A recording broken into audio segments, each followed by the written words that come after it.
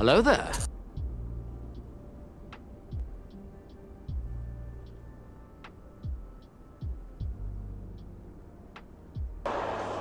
Are you not entertained?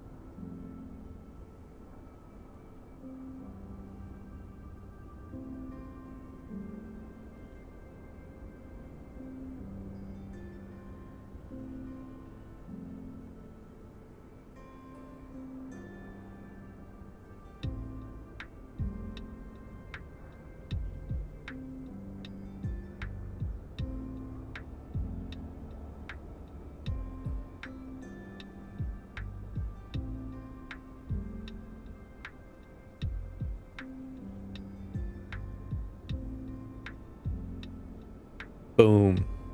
Let's go. I hope it's gonna work. Applause. Thank you. So I'm not sure how this is gonna go. It's a little wonky. There's two. Well, I'm sitting on my sofa, which is great. There's a TV like what I know, 5 feet away, 1.5 meter. And I've got like 2 sliding tables that slide under and over the sofa. So it's pretty tight here. The cat was here, but she went away. And OBS is on MacBook Air M1 2020 base model. So it's not a very powerful machine, but it's good enough to run the OBS. And we're on Xbox. Hell yeah. So just because the power simmers on power PCs and, well, not the power PCs, on the very powerful PCs, and flying a lot of add-on planes and VAD sim, complain a lot about sim not working. I was actually curious if it works on Xbox, and lo and behold, it works pretty nicely.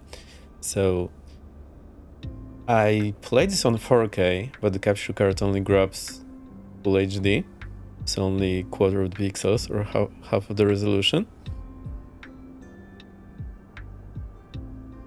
But it still should be super sharp.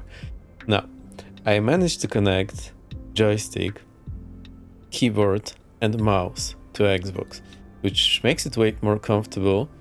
But Xbox doesn't like wireless keyboard. It's not usually very happy about the wireless mice either. But I got it to working. However, I had some problems. Today when I started, it would... Well, as soon as I used the keyboard, the mouse would not work anymore. But now the mouse is working. Here it is. So, I hope it all runs fairly good. I hope it's somewhat in sync. Is it?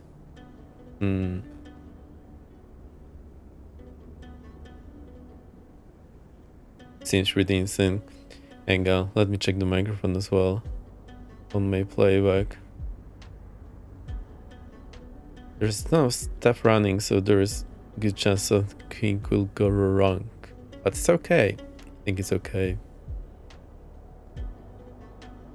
Let me know if something is too loud or too quiet, like my mic. Is my mic too loud? I don't know. It's probably fine. Or is it too loud? I don't actually know.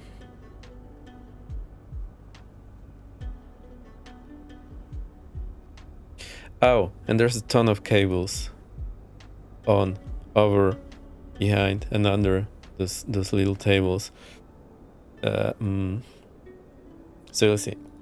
I tried to choose live weather, so if anyone wants, they can fly along. But I also have some wish for the snow. So we're in Alaska. It's gonna be great. So let's see. The keyboard still works. And there we go. There's the mousey mouse. The cursor looks a little odd. It's like 8 times bigger than it normally is, but shouldn't be a problem. I also managed to get the third-person view working last minute. But there definitely is some glitches that I do not see in that amount on the PC. But then again, what's the small runway doing here? Look at that small runway. Oh, that was fun. That is actually funny. Look at this small runway over there. Oh, it's hilarious. Anyway, yeah, remember to duck on the rear wing, because otherwise you... Otherwise this... I'm not sure what's the English name for a metal that has this peculiar shape, but just know it will leave a mark on your forehead if you don't duck. And it's actually way easier to miss than you think, because, well, you are busy thinking about things, doing things, so totally can miss it.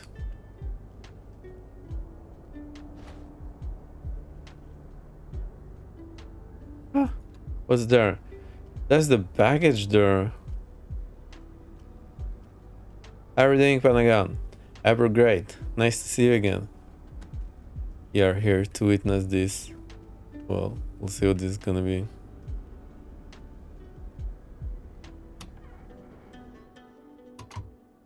So it took me a while longer to set all this up today, even though I rehearsed this yesterday. Also, there's a little light on my table right near my face, but it's bearable. That's why I've got a little weird color on my head on the camera. Anyway, it should be fine. Should be fine. Is the music maybe a little quiet? I don't know.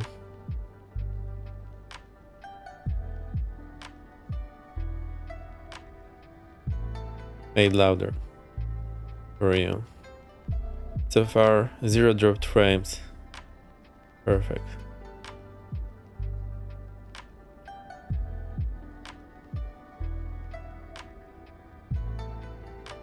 And I tried to run the stream manager on my phone just so that there's less to worry about.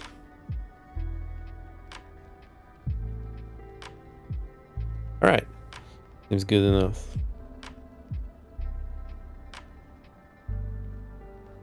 So let's get this going. Now most of my, well, all of my keybinds, because I use the default keybinds, so all the keybinds that I'm familiar with, they are here.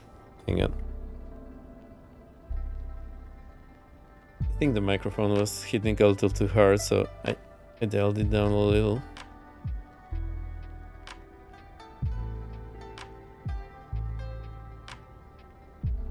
Also zoom out the camera just a touch.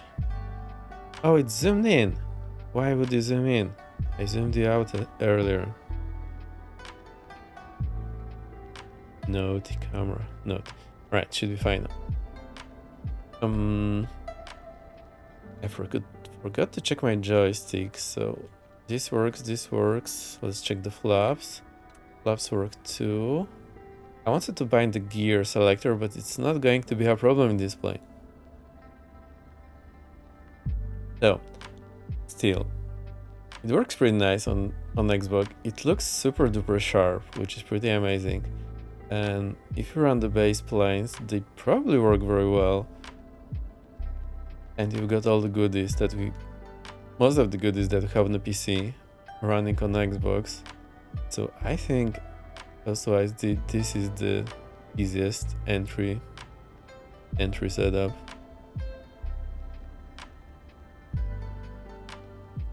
Right, battery is on. So we got our systems running. Nav light on, so anyone can see that we are inside. It is pretty cold, so well, not simulated, but let's try not to run the battery dry or too dry. I'll get the beacon on so that anyone is aware we're about to start the engine. Shadow valve is in. Fuel selector is on both. Mixture goes to in. There is no primer here whatsoever. Put this throttle 1 inch in. Make sure the parking brakes are set and reset them. Magnetos to both. And we go to start. And there she goes. The engine is running. So we can get our alternator on. We can get our avionics on. And arm the standby battery. I think this is the way to go. It sort of makes sense to have it armed. Also test it.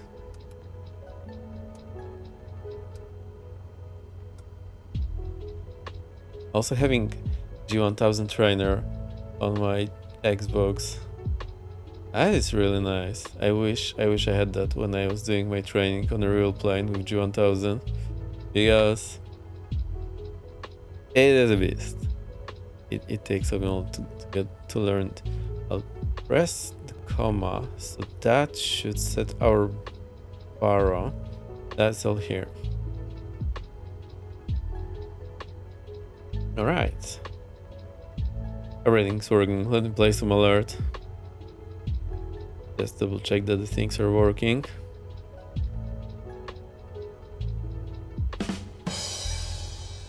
It is working.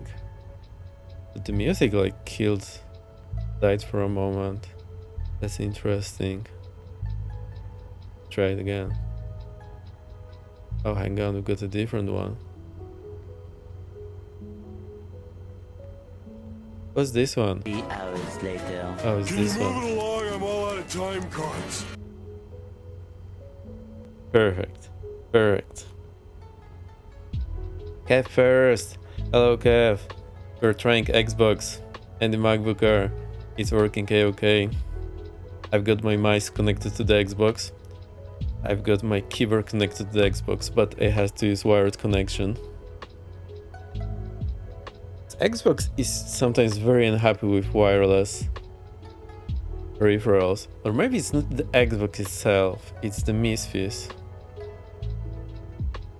Someone did that to you? They did what? And I've got my joystick. Ta-da!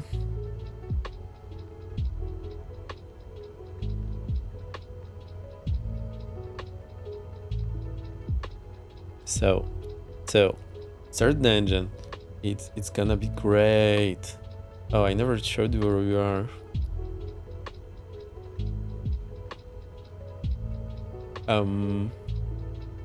We are right about here.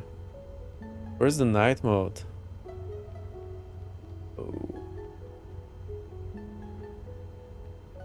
Let's use turn highlight.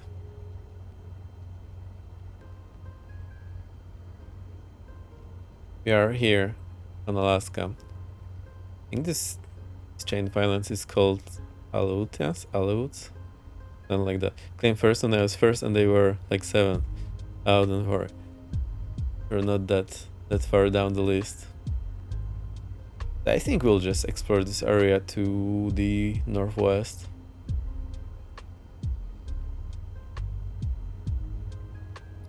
Alright. I want my sofa. The TV is like 5 feet away. That is pretty comfy. Maybe even 6 feet. I don't know. I'm not good with my feet. I mean, with the feet measurements. And my feet are pretty crafty. Oh. The mic is a little quiet. I'll try to move it a little closer. Hope this is going to do the job. I don't know. Does it sound right? I think it's fine.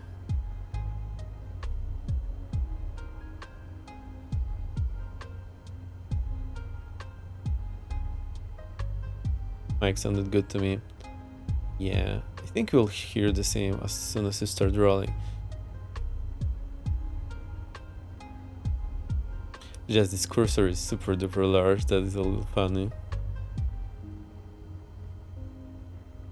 It is a little framey, but that is normal in my very little experience with console games. They tend to run at around 30 FPS. That's just how they roll. So I guess the game is running at between 20 and 30 FPS.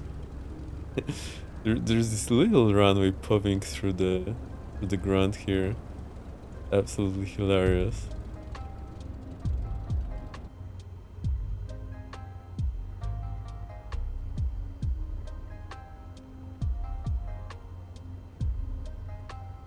I can use the little thumb stick on my joystick to move around. That is pretty cool. If your voice is 10, music is 5, and plan is 3. Is that good or bad? That is the question.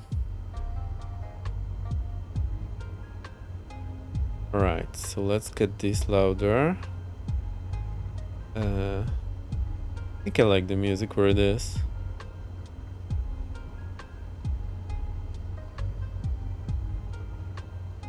I think it's more or less the same numbers I'm hitting on PC.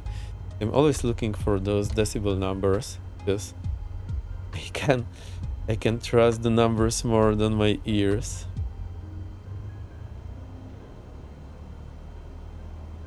Brake check.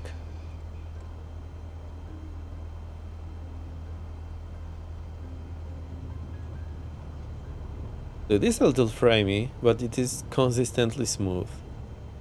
That's my experience so far. Clarity wise and detail wise, it's like, alright, so like medium settings maybe on PC, I don't know. So a lot of things don't show up very well, but I think that is to be expected. Most important part is that it is fairly smooth. on those brakes. Do we do the run up? Hell yeah, let's do this.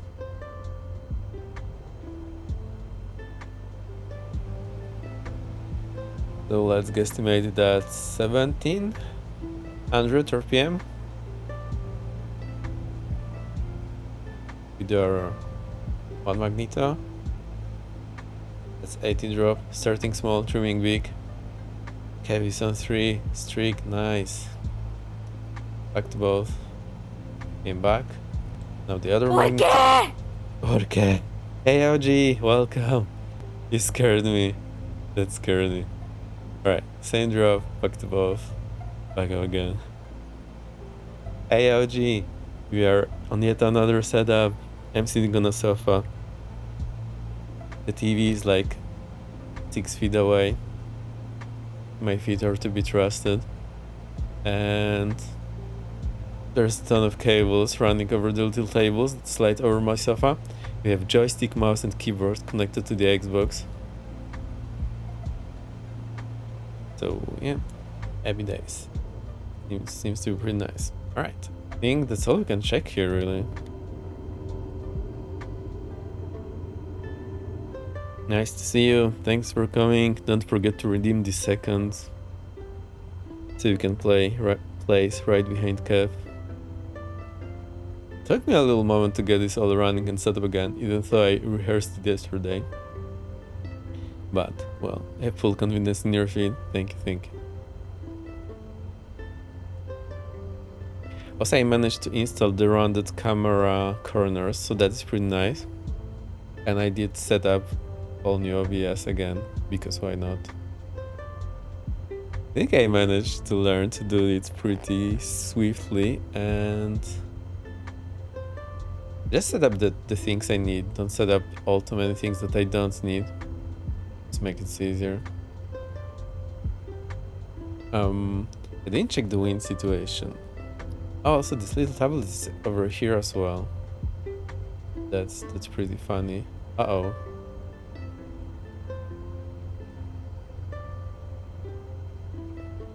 Can I click with this airport? Alright, it's not super readable here. 140 at 9, I see. I don't think we're going to use this. Just don't know how to get this off. Oh, maybe here. I think there was a way to hide it all together. I don't remember. Oh, wasn't our instructor panel, aka the heating, at full blast? Must be very cold. They like it warm.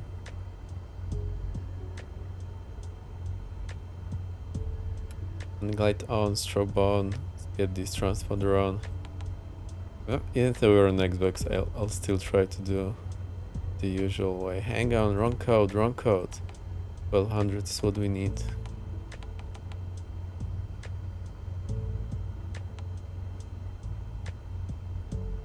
I'm not gonna lie, this is pretty relaxing to sit here, not at my PC. Alright, so we take off to the left. So we need to backtrack the full length here, basically, because there's definitely not enough runway to our left. There's not a taxiway either. And we don't have that much fuel. Should have taken more. Right. Let's say I loaded that fuel before the flight, because I usually take full tanks anyway.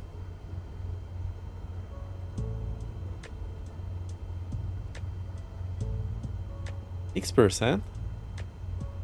Why?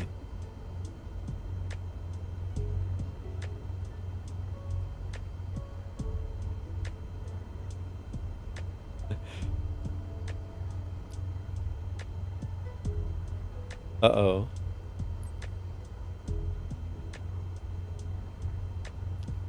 Didn't work.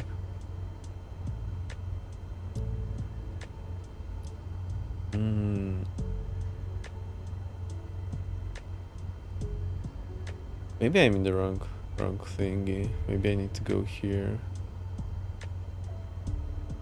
Alright, never mind. I'll just try to land somewhere. Let's see. I hope everything works and sounds okay. The microphone is all over the place, so I hope that will be fine later on.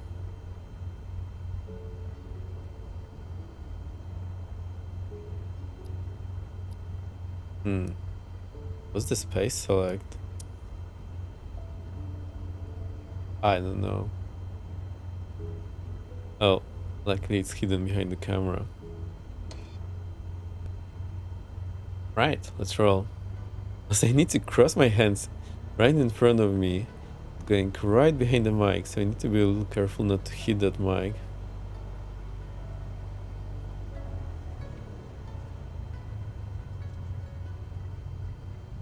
I did a test flight yesterday.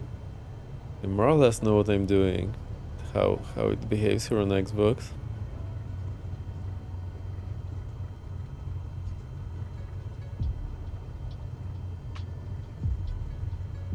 Game's on. Right, we need to backtrack here.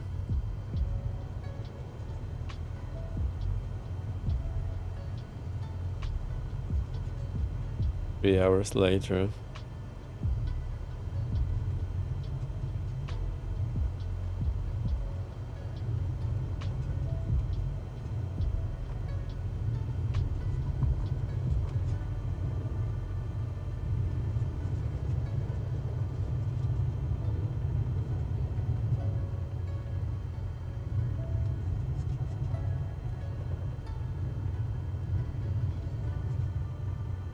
Two hours later. This run is pretty long.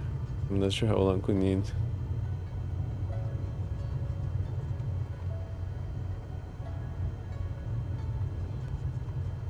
Plus there's a lot of numbers that you can learn about the runway. If I remember correctly, the lights on the side are 100 feet away or 30 meters. There might be something about the center line stripe length as well.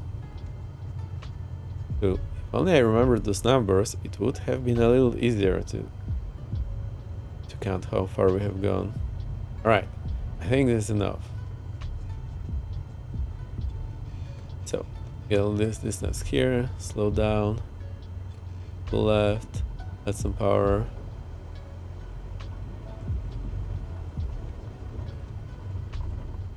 There we go. Alright. Throttle for forward. Engine instruments in the green. Right rudder. Airspeed is alive. Now it's super loud. Rotate. Perfect. Get that climb pitch that we learned in the other lesson. Trying to do this visual as well and look around here, but not too much steam. Set the altitude. Actually, 500 feet going to be enough. This is 1000. This is 1000. These clouds are pretty low. Alright. Reduce power. Flaps up. Trim up. Landing lights off. Taxi lights off. And I'll get this thing a little quieter. Right, I think this is good enough.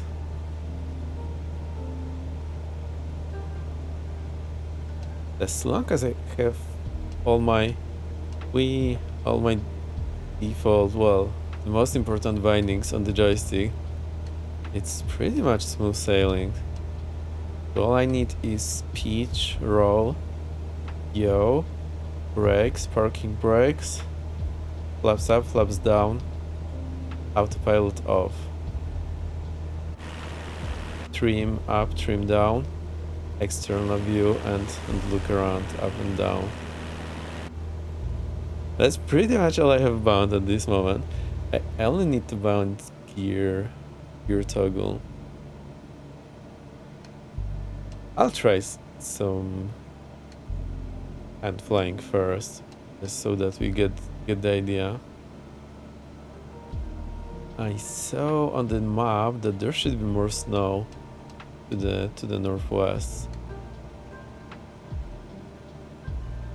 Huh? No, to the northeast. Why do I keep messing up those directions? Honestly, this runs pretty well. No, this is the base sim and the base plane. That should be expected that it runs well, but it does run well on this measly hardware. At least well enough to look smooth-ish and nice-ish on this big TV that's 6 feet away.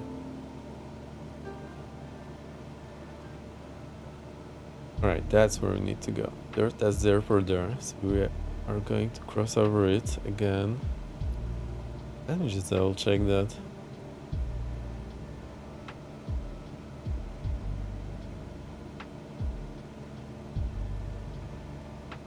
Yeah, so this is where I want to go, that direction. I wonder if you can tell in this Hotel Bravo Tango already. Frequencies 113.2. I can set it from here? Whoa.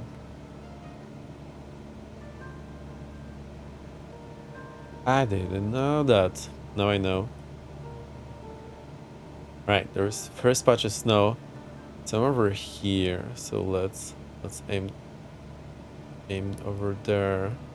I see, so there is like this bay and we need to get on the other side. I think we'll follow this coastline here. It seems a little more interesting. Look, they put the little stopper here. Alright, someone has lost a little too much altitude. That's no bueno. Oh, I wanted to get my mixture out.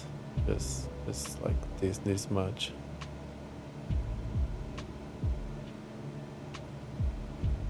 Yeah, this running. Enjoyed at heaven. I honestly have been paying for YouTube Premium and Twitch Turbo for the past few years, and I have seen exactly 0 ads on both platforms, and it makes me happy. The only place where I really like ads is Instagram. They're just very well integrated into the platform and they are looking very nice. But this Instagram ads, most of the time they're just pleasure to watch. There are nice photos or nice videos. The Facebook ads, the one that are mid-video or after the video, they seem to be horrible, but some of the other ads that appear more naturally in the feed, they're actually pretty nice as well. If all ads could be like that, that would be nice. If they're like fairly nicely integrated into the feed and not complete change of tune and something blaring in your ear. Anyway. The only thing is, because we don't have the rudder trim, I need to either keep the rudder and or keep the aileron all the time, which is a little I don't know, overwhelming. That's Rover, welcome back. I hope you're liking it. You can view from the outside.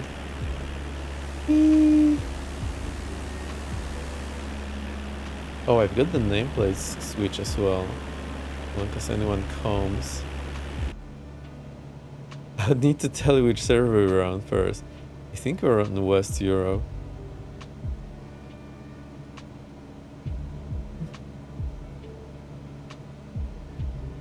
So hand flying with this Velocity 1 joystick is pretty okay. I'm pretty happy with the joystick. I wonder what that reflection here is.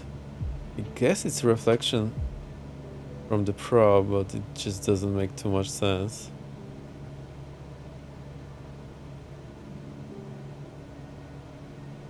Flying this plane feels easy now after flying all of those complex planes.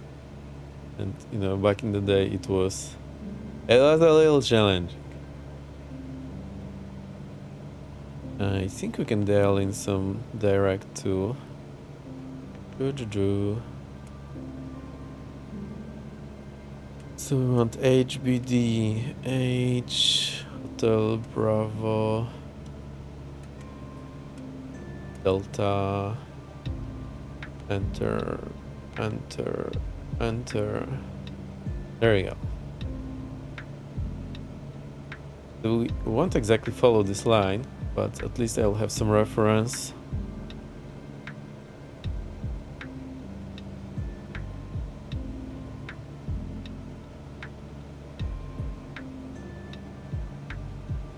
Oh, left the controls out for a moment and look at this.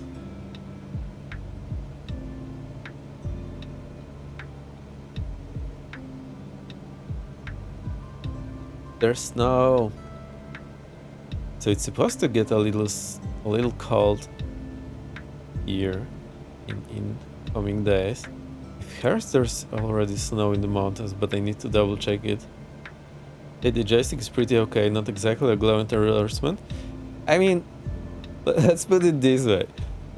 Alright, so from the like mid-range and budget range joysticks, right now the Wing Ursa Minor is absolute best for me because it is very soft in the center. Now this joystick that I have right now, it has like a noticeable springy detent in the middle, so you know it likes to snap in the middle and it takes a considerable force to take it out of the middle. So the problem is, most of the time when I'm flying, I need to do very small adjustments.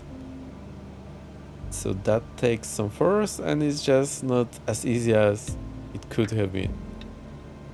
But the thing is, most of the mid-range and budget range joysticks are like that. So it's not exactly a problem, it's just trend.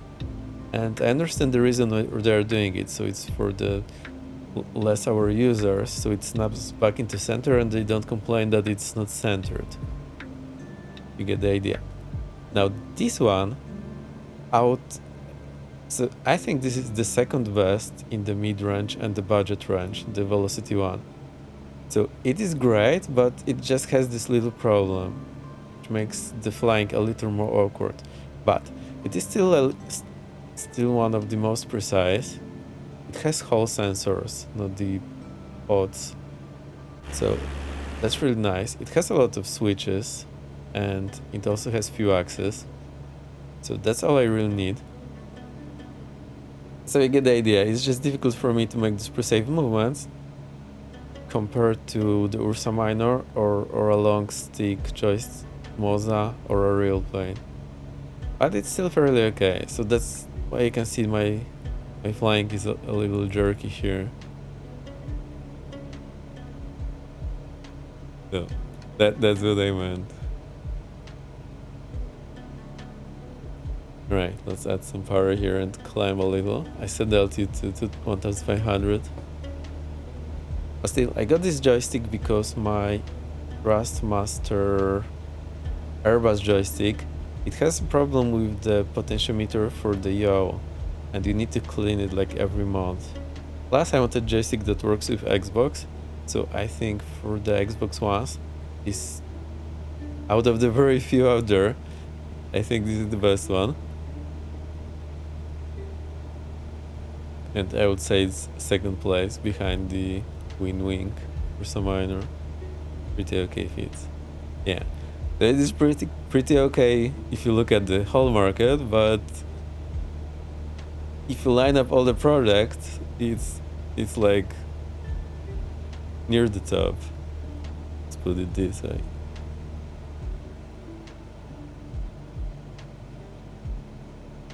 So absolute number one is now the Moza AV9. I think AV6 will be just as good, but cheaper. Then close behind that, I think, is the Wing, the Orion. And it should be the same for the VRPL, because they use pretty much the same technology. So they should be more or less the same. I would say Exequa is the Ursa Minor, which funny enough is one of the cheapest joysticks out there. So I love it because of the soft center and everything, but it's not as precise as the others, but it has great damping. So I'm a little conflicted here, whether I like it more or less, because it has some upsides compared to the more expensive ones, and also downsides, and those work with the Xbox. And then the Velocity one is number 3 or 4. And that's about it. Anything else? Totally not worth your while. Oh, sorry, I think there's one more, the VKB Gladiator, but I don't have it and I never had it, so I'm not sure. But I think it's comparable to the Ursa Minor. Maybe a little more features.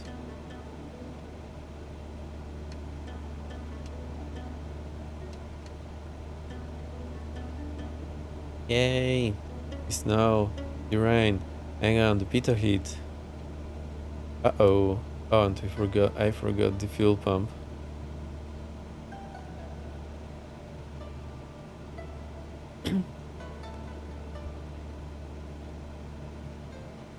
And then there's the Holyoke Market, which is again not very crowded, and most of the products have a serious shortcomings. And then there is the Throttle Market, which is absolute chaos, because there is nothing in the reasonable price range that has the same functionality as the Bravo. I'm curious about those jagged lines here, so that's pretty much like the X-Plane with their low poly vector data. That's interesting.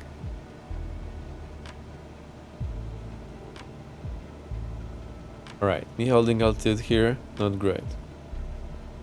Uh-oh, mountain is coming at us a little closer than I feel comfortable with. Alright. It's also below us.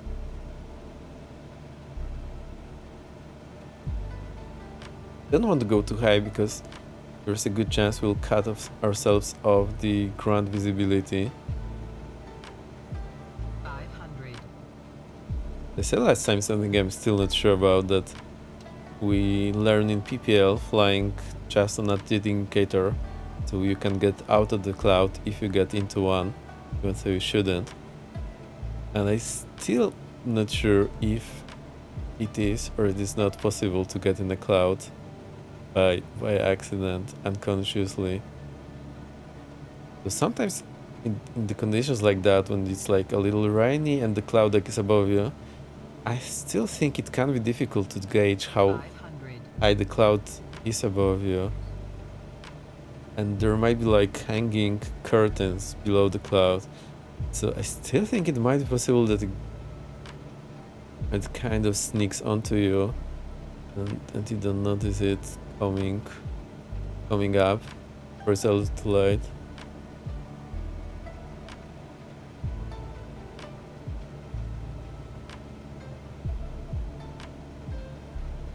I think is whenever you are coming, also imagine there's a curtain of cloud that goes down in front of you. So it will start limiting your forward view more and more as you come closer to it. I think that's correct. You might notice very late that you're going to actually enter it instead of fly under it. Still, you should be able to notice, but maybe a little tricky sometimes. I don't know, I never managed to get into one. So I'm not sure, but I'm definitely sure they sometimes looks a little not what they expected a minute ago. So these are still a little too low. Oh, that's why I'm getting lower and lower, because I can't see forward because there's bloody cloud in the way. Maybe that's what's going on. Alright. I think we need to revert to a very low level. So just so that I don't get into these clouds. Fuel quantity is still in the green there. 500. It is a little turbulent here. Oh look, there's airport. So let's go over there. It's PAVC if I read that correctly. Alpha Victor Charlie. So let's try that. Direct, rotate the small knob. 500.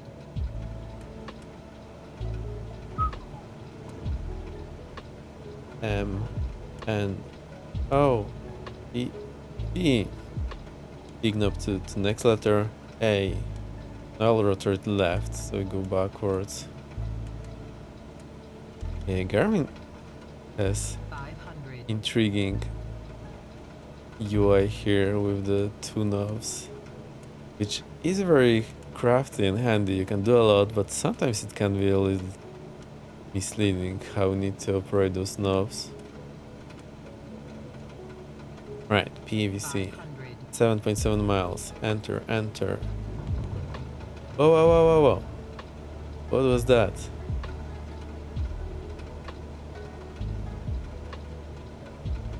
This is the turbulence, so I think it's because of the wind. I guess let's get a little further from those ridges. Right, so we'll come up here along this shoreline and then go in here. Should absolutely do the job.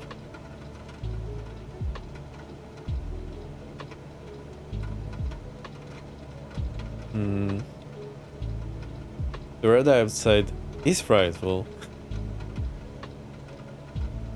I think we can manage this in the sim.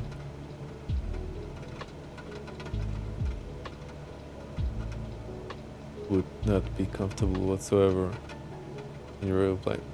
Now, this might be just the rainfall limiting our view here. Right, so I think behind this ridge we need to turn left. And I wanted to go in here.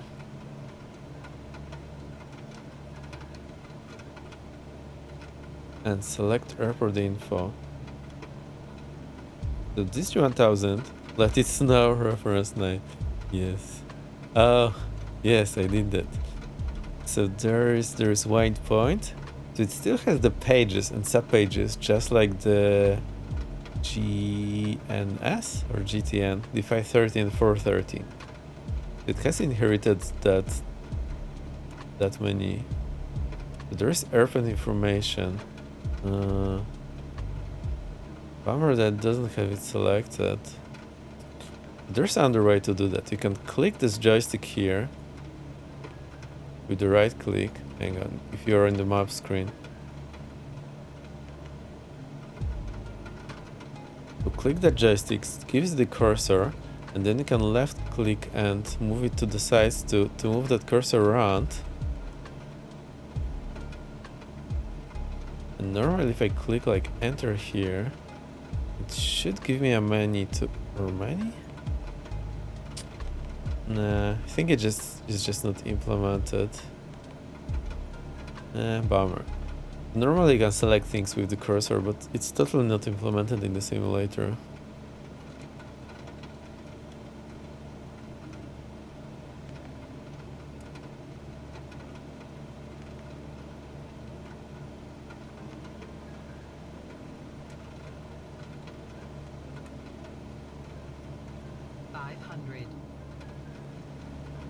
Wait, are we going to reach it that way? No. Look, there's houses here. That's pretty lovely. Let's count the houses and then we're going to go there. Right, my altitude holding is not going great whatsoever.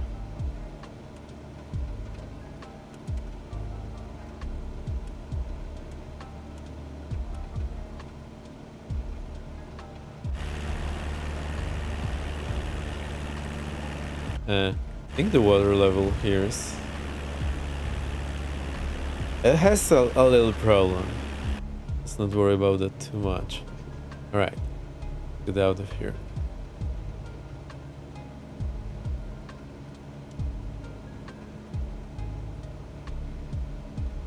We can dial 1000 feet again.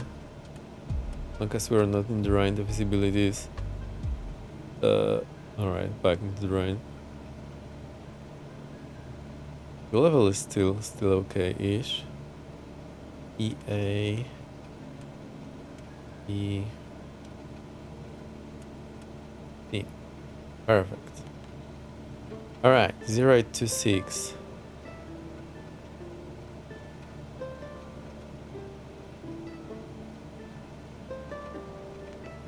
That's all I wanted to know.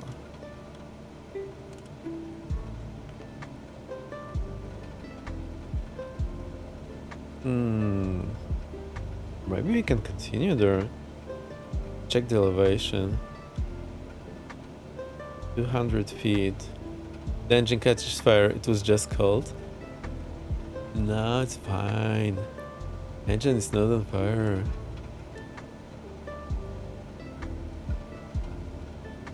I'm not sure if it's a wise idea to go around here or if we should go through this valley, but that valley wasn't looking very welcoming. We also should have the terrain.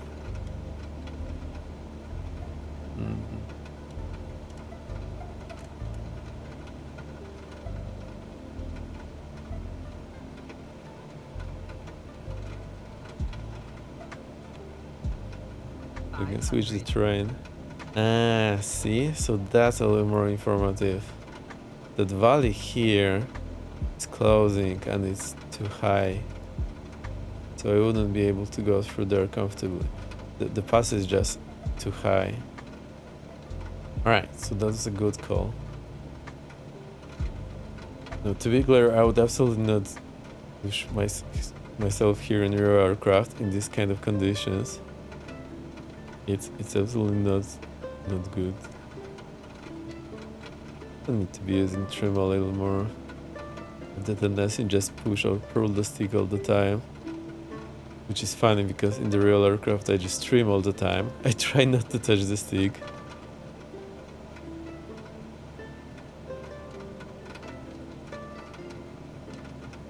Right, I've got a little something to drink here.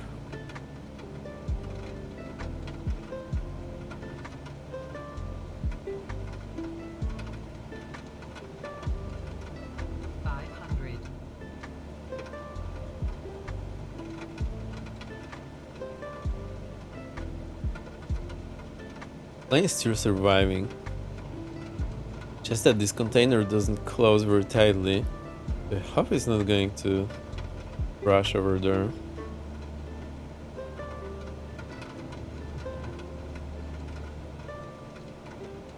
Alright, it's smacking us left, right and center. But that's fine. And the lack of natural horizon is definitely getting me a little disoriented. There's Baines. Welcome, Baines. How are you? Hope the work is treating you well. Oh, wait, I missed few chats. Hey Vex, hey Baines, I missed the chat. Sorry, I was maybe a little too occupied. Not Siri, not you. No pressure. Relaxed and flying in icy weather. What could go wrong? Not sure how I feel about a Cessna 172 in this weather. Yeah, no work today, thankfully. I streamed this morning. Huh? How does that work? So if I stream in the morning, do I also not have to work? Maybe I should try. Just the last place nerve a human should be. I mean, we're still in the plane, so it's, you know, not the rain is not going in your face. You have those things keeping you warm. Just to see where we're going more or less. But, well, the problem with these conditions is that it might be bearable at the moment, but it might deteriorate cutting your way back, cutting off your way back. So that's what is. So how they put it. That's why it's such a trap. Also, I feel like Misfits renders this rainfall a little too hard. It's usually not limiting your visibility that much. I work on a Roman 95 job all week, so yeah, that's what I mean for me anyway. I see. So as soon as the rainfall is over, that open up. But the problem is, whenever the rainfall starts, it also cools the air down, which can drop the ceiling. And you know, you cannot see the rain coming through the cloud above you. You only see once it pops out of the cloud, and then it cools everything around down, and it can just lower the ceiling, which means it can cut your way forward, but can also cut your way back, or any directions for that matter. How's the Xboxing? So, as you can see, it's working surprisingly well. I managed to connect the mouse. This is a gaming wireless mouse, so it works okay. I also connected the keyboard, but I had to use cable connection. Now, Xbox itself recognizes the keyboard, but Misfits it just wasn't registering any keystrokes. And then I have the Velocity 1 joystick, which is pretty great, also on cable. Whoa. The turbulence here is pretty nasty. It runs on 4K. FPS, I guesstimate, is between 20 and 30. So that is pretty okay. Oh, here's the runway. Right. So we can fly over it and make a nice tight pattern to the right, because there's not enough room to the left. So now I'm thinking, why I haven't been flying this all this time? But what got me into it was Boozy comments that he thinks if it runs so bad on PC, how can it run well on Xbox? So I thought, let's give it a go. And it runs way better than 2020. I remember 2020 was way less responsive than this thing. So it runs pretty well, but this is base sim and this base plane that Asobo did. So I'm pretty sure they actually test those base planes. Alright, so this is 0814. No, not 14, 0826. I'll just set this to 26. So lo and behold, is pretty much what I suspected, that we, the powerful PC players, the powerful add-ons and everything else, all the way flying VATS and blah blah blah, are the minority, and the thing just works fine on the base Xbox using the base planes. So they actually keep this working fine, and whatever Caution terrain, pull up. Oh yeah, I haven't heard that on yet. Nice. That's a little scary.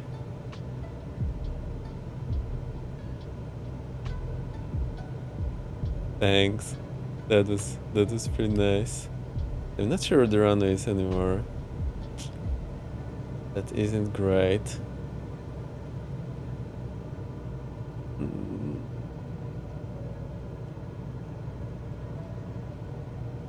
Oh, there it is. Right, looking around with this kind of controls is not great. Flaps full. Alright, I'll forget all the other switches. This turbulence is absolutely hitting it. So, right, let's just plant it over here. I'll do a better job next time, maybe. Right, that's a little Navy landing. Alright, that's a little Baines landing. But now we're in, I think I think this plane just met Bane's Baron. I think they're in the plane heaven. But Bane scored 2 Barons, I only scored 1 Cessnas. Bane is still ahead. Alright, that was nice. I pressed the brakes, but I think it was just slippery and it wouldn't stop it. So, you know what? We need to do this way better next time. Whoopsie. Big whoopsie. 1-1-1. Thanks, Edgy. That is pretty nice. Oh, that's how I did it. So you use the ASMR TTS and you put the text in there. I thought it was some custom blurb. It was just so good.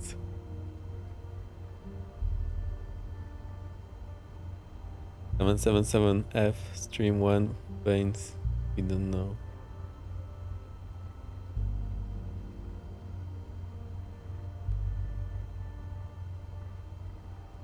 Alright, so far so good. What I wanted to do here is better fuel back in.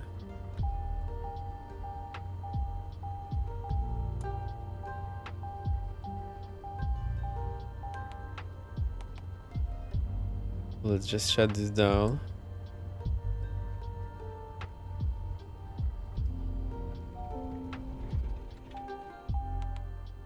Garmin is bitching with those alerts. You need to click it every time.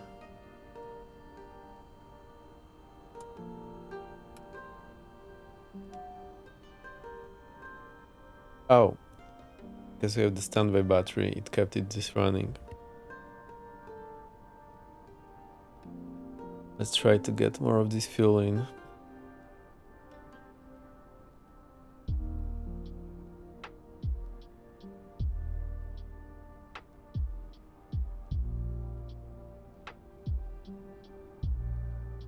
Doesn't work. The ad is up. Maybe we need to go here, configure.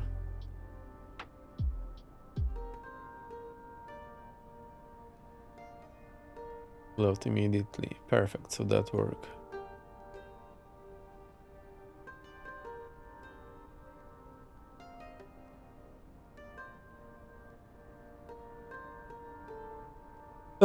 Getting a little sleepy here. It's way less light in my face, so that's a little more comfortable. I have a little thing here.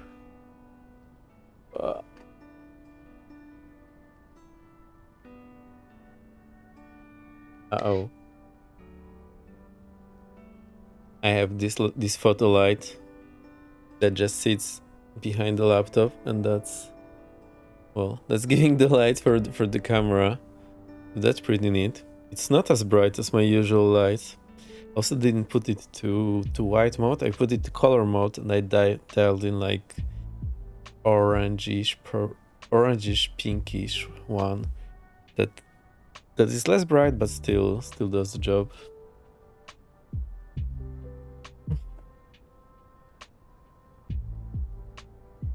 Let's wait for everyone, and here they come. So I was just showing the light that I have.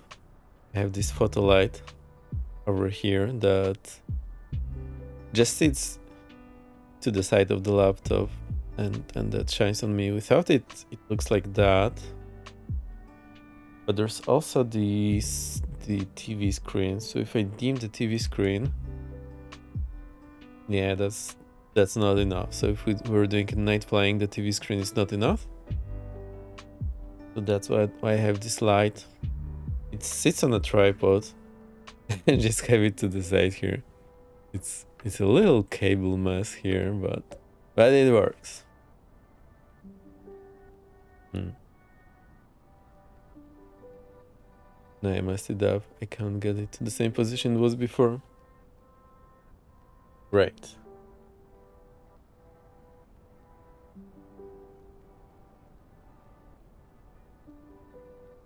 And make an ASMR. So I can make an ASMR recording of whatever I want. How cool. Yes, you can. Yes, you can. It is really cool. I was looking for what I can add from Tanja, and this one was pretty nice. Well done, OG. That is very creative. I totally didn't think about it. About the pull up with the ASMR.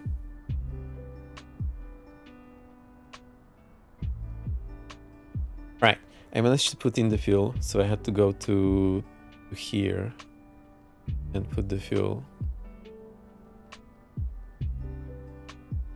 I don't know how I got there. Mustn't balance fuel. So I just had all the fuel and I loaded it. We should be good now. And go back to the map here. Alright, the way I did it from the map, I went to here, fuel and ballast, and I click configure, and it came to this screen. Well, it is what it is.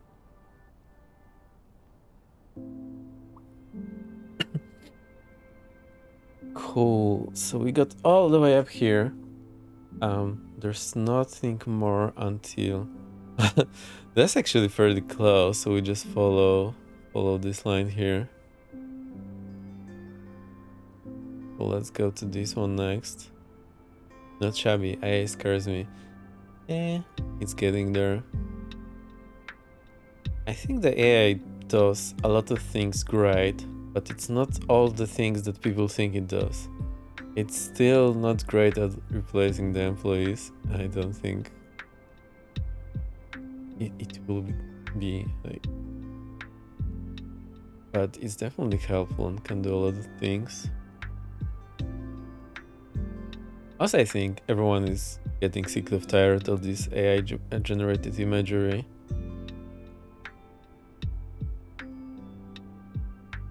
So I really hope all the artists that got less revenue will get it back soon. And coding overloaded.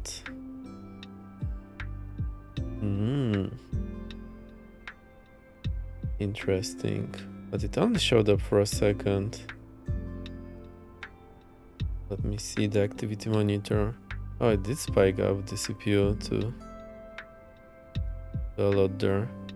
The CPU hangs around 40-50% most of the time. It has spiked to quite a lot for a moment, and the GPU is at 55%. Right, the GPU for the OBS, and then there's GPS for the Opera helper. But we're not supposed to be running anything Opera.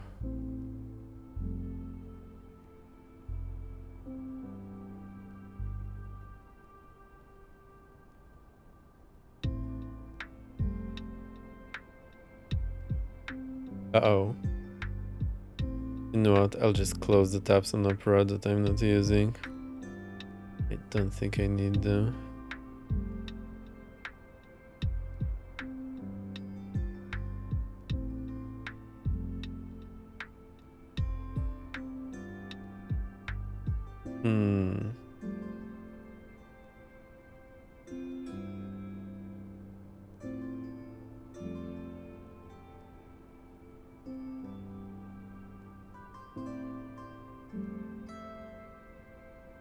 Right, that helped. Let's see, is there any other browser running? Oh, there is. Don't need that browser, so I'll quit it. I'm running on a very measly laptop, so I'm very happy that it can handle load, but it's definitely possible to get over what this laptop can provide here. So I need to be a little careful with what's running. So I'll let this camera zoomed out a little. It's in the following mode. It is.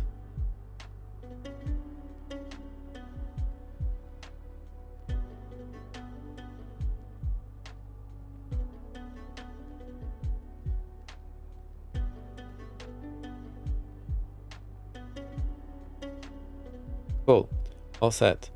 Sorrybot did the job. Detected best viewers and banned straight away. Sorrybot is pretty cool. Can recommend.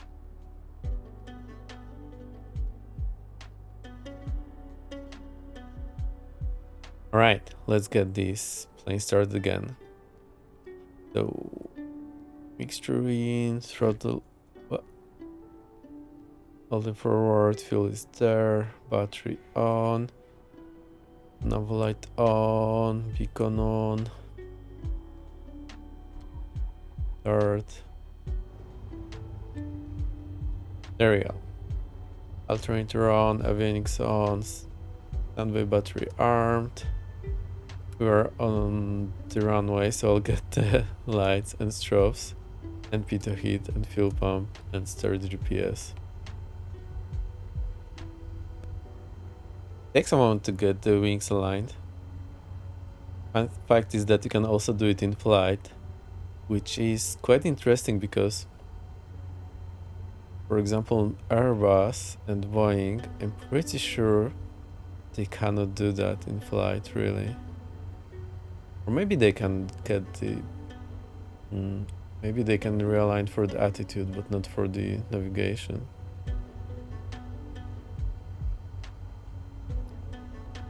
Alright, EASD, Papa Alpha Sierra Delta. So, if you're flying GA, like most of what you do is just use this direct to all the time. So, small knob, I'll do that again. Click the direct to, it blinks this window. You can also click this knob and it actually doesn't do that. Then with the big knob, the outer knob, you can move around the fields, but when you rotate the inner knob, it goes into the field edit mode. And then with the outer knob, you can jump around the letters, and with the inner knob, you can change the letters. ESD. And honestly, when you use that first time, it's just so weird. But once you get the hang of it, it's pretty cool. Then you do enter, it jumps to activate, and you do enter again. And there we go. So that's the direct. Let's have a look at the magenta line. Woohoo! So I think we can pass through this valley here.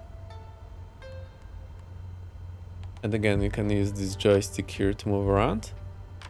The only thing that's I'm a little unhappy is it doesn't have implemented the functions you can do at the cursor. So normally you can get some more information at the cursor. There is some menu and then you can do something else, like open up this airport or plan a direct to, or even maybe add a waypoint. I don't remember very well. Yeah, that's what it does. Stuff there. Garmin is pretty cool.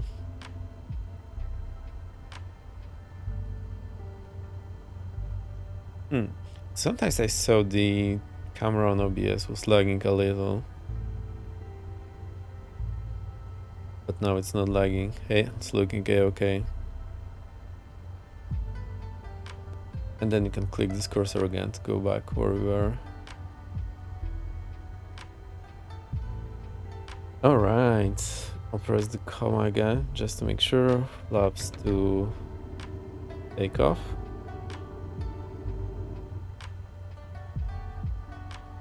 And we can roll again. Oh, also there's my microphone. Ah! It lifted the left. Right, I'm not doing this again. This is pretty tight here and there's a ton of equipment on the table.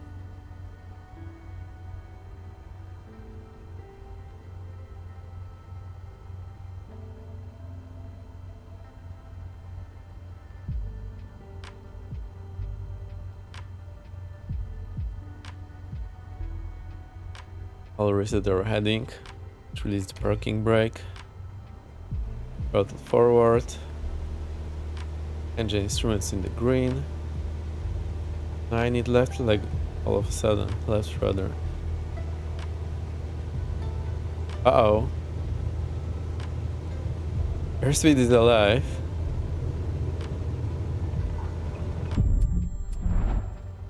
Ah. Okay. It's number 2. So I see. That's the problem.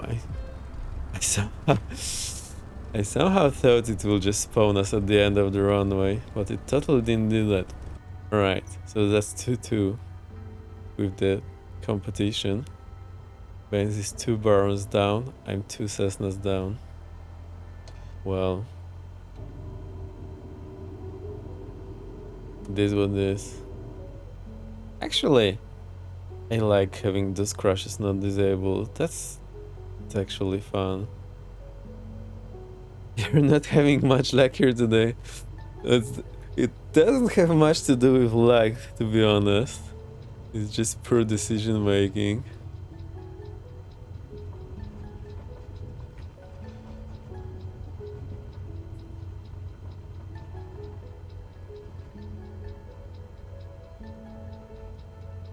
Alright, so 0 right here. That's check, check, check. Check.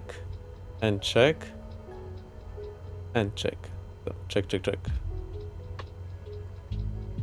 Right, explain. The heading back, the heading on the gyro, and the heading on the compass. The 3 things match. Throttle forward. Extra instruments in the green.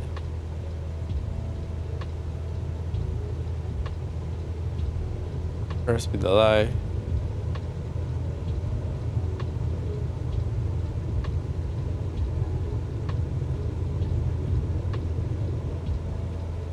So I need some backstick pressure, otherwise it's doing this funny tilting on the wheels. And up we go.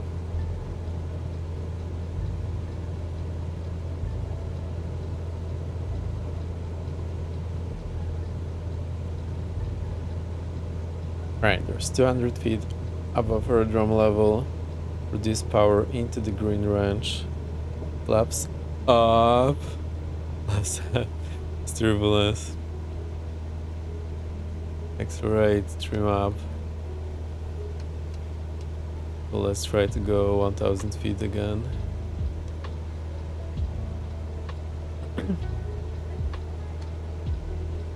The only problem I'm really having is those jerky movements because of pretty tough joystick spring and this center detent.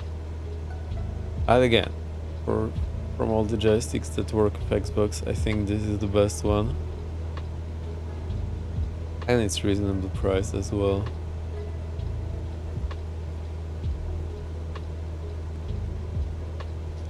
I actually like this terrain view now more than the top of view on the right hand side Garmin.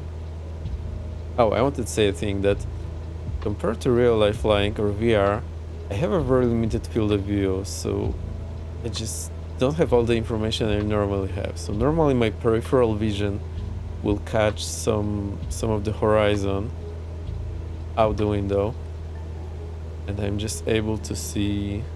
Oh, the camera has recognized the gesture. So normally I can see much easier what my position is, and it's like a little easier to see where I'm going and what's going on. Here my field of view is very, very narrow.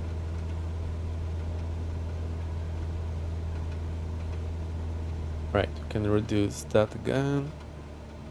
That's a spike mountain over here.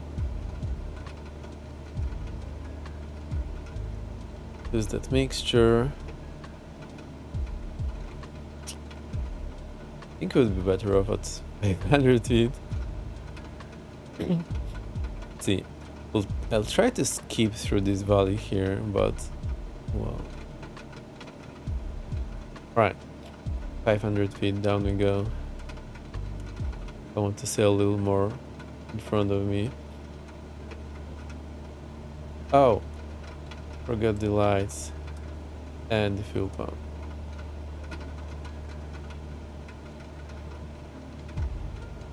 That's an angry mountain out there.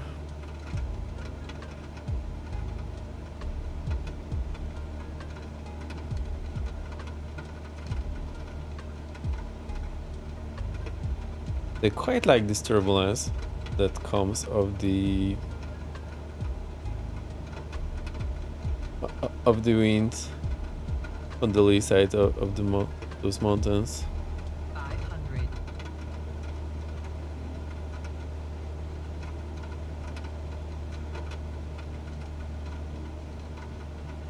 Uh-oh. Uh-oh.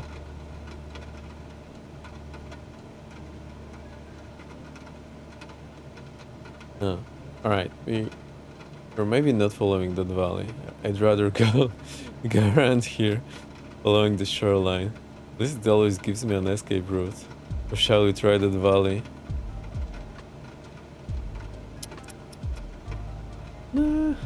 Let's try that valley.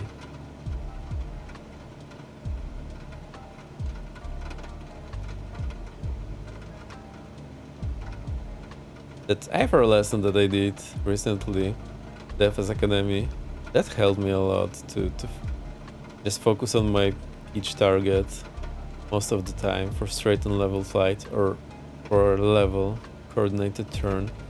That's helped me a lot now. That's something I knew beforehand and I just have forgotten.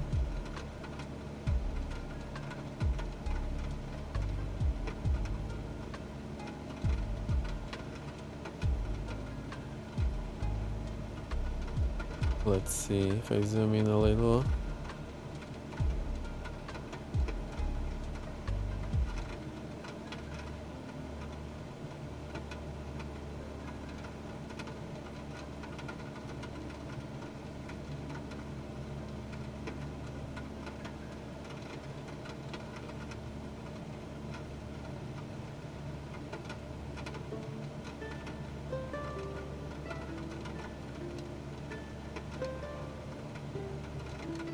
Get back up to 500 feet.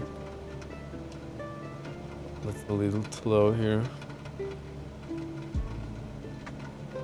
Alright, we can't really see where we're going. I wonder if I just sit a little too low. That what this valley looks like?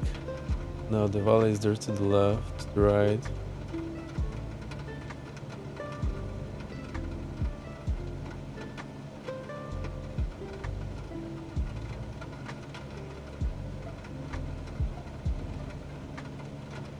Alright, so the turbulence is pretty annoying in here. I think I got it set to realistic. Added some power, so I have better chances flying here. Uh-oh. Alright. We're absolutely toast here.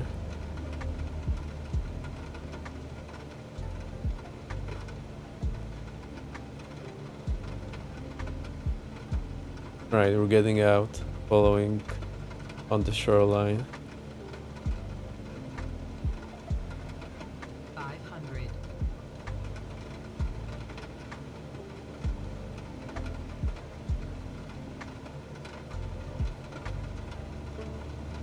Well, that was close. Alright, we're not out of the woods yet.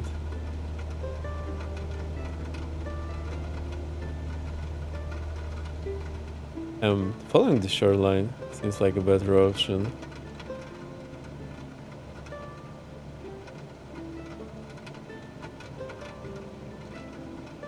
Again, would absolutely not get myself that far in a real plane, but we can test our luck in the sim here.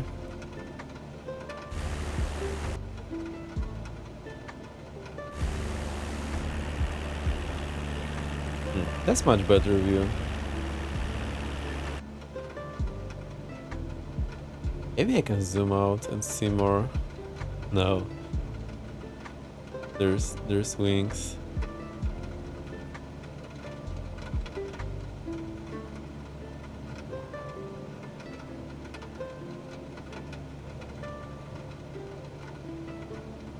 Alright. Not gonna lie, this is a nice thing to do in sim. It just shows how much of a mess it is and makes you not wanna try this in real life whatsoever. Also, you can't really test your luck in real plane like that. So you don't really know what it looks like once you get yourself in such a bad spot and bad situation and bad place. So again, being able to press my luck in Sim and see how bad it becomes, that's pretty cool. Public service announcement, only try this at home. Yeah. Also, there was one time I was doing approach at night in the simulator at home, and the visibility was way below minima. So, and that was RNF approach. So, why don't I just duck under this minima in home simulator, and we should be able to get us to the runway. And well, as soon as I saw the trees right in front of me, then I knew I didn't make it to the runway. So that was again a nice lesson, how you think you're doing well, but then you're not doing well, and all of a sudden there's this tree in front of you because of the poor decision you made 30 seconds earlier. And basically just cannot do that in your plane. You're simply A, not allowed, B, you really don't want to do that. So being able to see how it unfolds and how bad it gets here is pretty telling. That's why you want a good friend in traffic control. Well, at some point even they can help you. So the problem is, there is only so much precision you can fly your plane and approach with. And those little planes, well, the big boys, if the plane is equipped and the airport is equipped and the weather is within the minima, within some limits, or the limits like the wind and turbulence, they cannot do auto land at 0 visibility. But we in these little planes don't really have that equipment, so our plane is not capable of flying this approach as precisely. And also I'm not capable of flying it as precisely.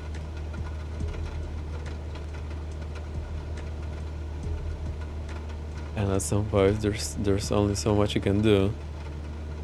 We can do what I tried doing at this sim at home. Just try your best to follow the needles and hope you'll end at the right place. And then I just found I was totally not in the right place.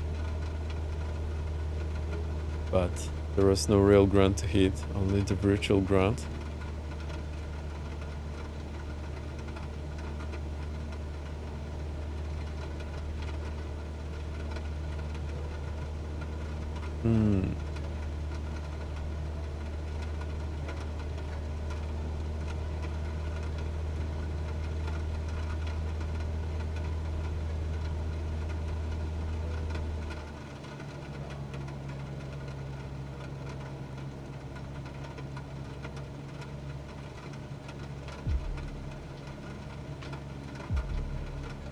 Right, I set some RPM so we were nice and slow.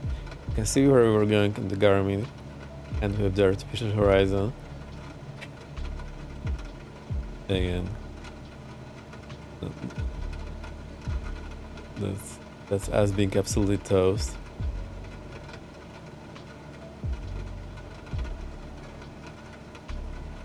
Ah, there is some ground over there. I need to change some of my keybinds for the keyboard because I see the WASD, instead of moving around cockpits, tries to fly the plane. And then when I use that, I remembered I changed that on my PC. It doesn't need shift WASD, but just WASD. 500.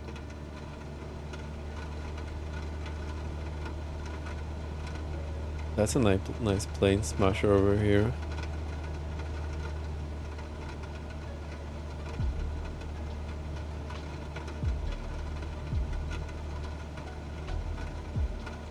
Also losing this natural horizon all the time and seeing the cloud bank that looks like a horizon, but it isn't at an angle, That is very disorienting here.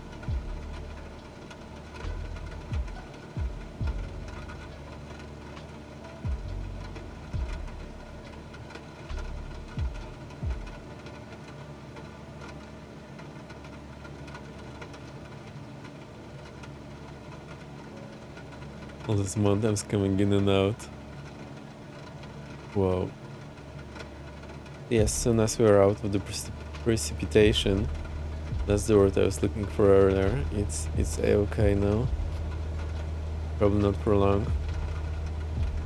Not to mention you have to make sure heaters are working, yes. Especially if there is instructor on board. They are so experienced and so bored that their heart is not pumping this warm blood at the pace it is doing this for me. Usually me, the student pilot, gets pretty sweaty and feels pretty warm, but the instructor there just yawning and freezing. But the first thing they reach for is those knobs. I can do that. Once they're satisfied with the knobs, they also have their snack bag. That is cool here. We have the reflection of the mountain, even though we can't see the mountain. It's just how the rendering works.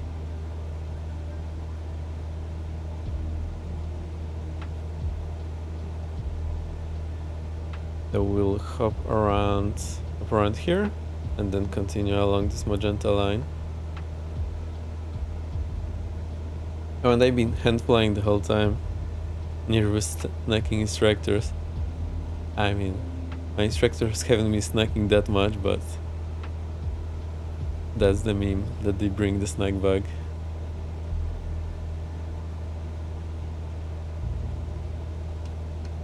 I have some issues streaming here properly, but that's just a me problem. And here we go into the swoop again. No. I could try skipping here into this little valley.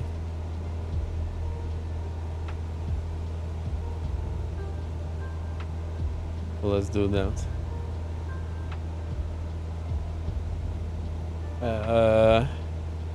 This may bring us safely to the other side, but it also may not.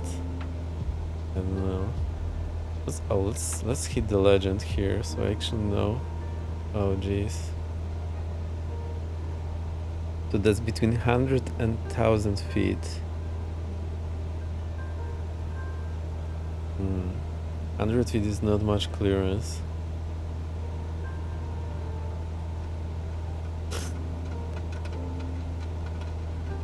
Alright. This is the ultimate bug smasher. But I am the bug here.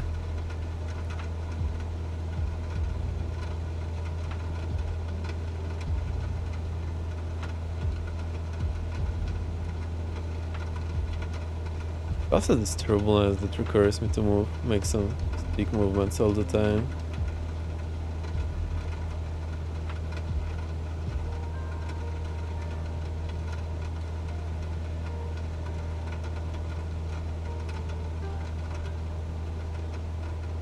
Again, I may look pretty confident about doing this in sim, but in real plane I'll just turn around at the point where I see there's no hope and hit the bar.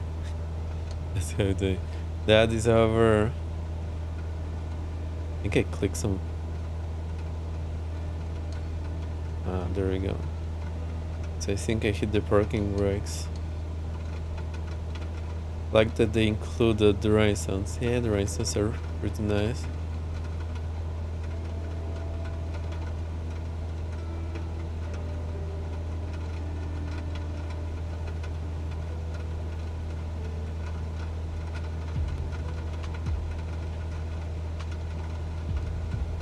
Just enabled the G-loaded camera next plate. It has told me to be less heavy-handed. Oh nice, so that's been pretty useful. Yeah, that sounds good. It gives you at least some sort of the feedback that you normally feel with your body going up or down. It gives you this kind of feedback. Yeah, that's pretty cool. I've heard you can. The X camera has an option to use this new G-loaded camera in X-Plane, so I need to try that setting. I tried finding it previously, but I couldn't, and Jeffrey B told me today in Baines' stream that it's there in the settings. Maybe I should go outside more. Look, we have the cinematic view now. It's just me using the thumbstick.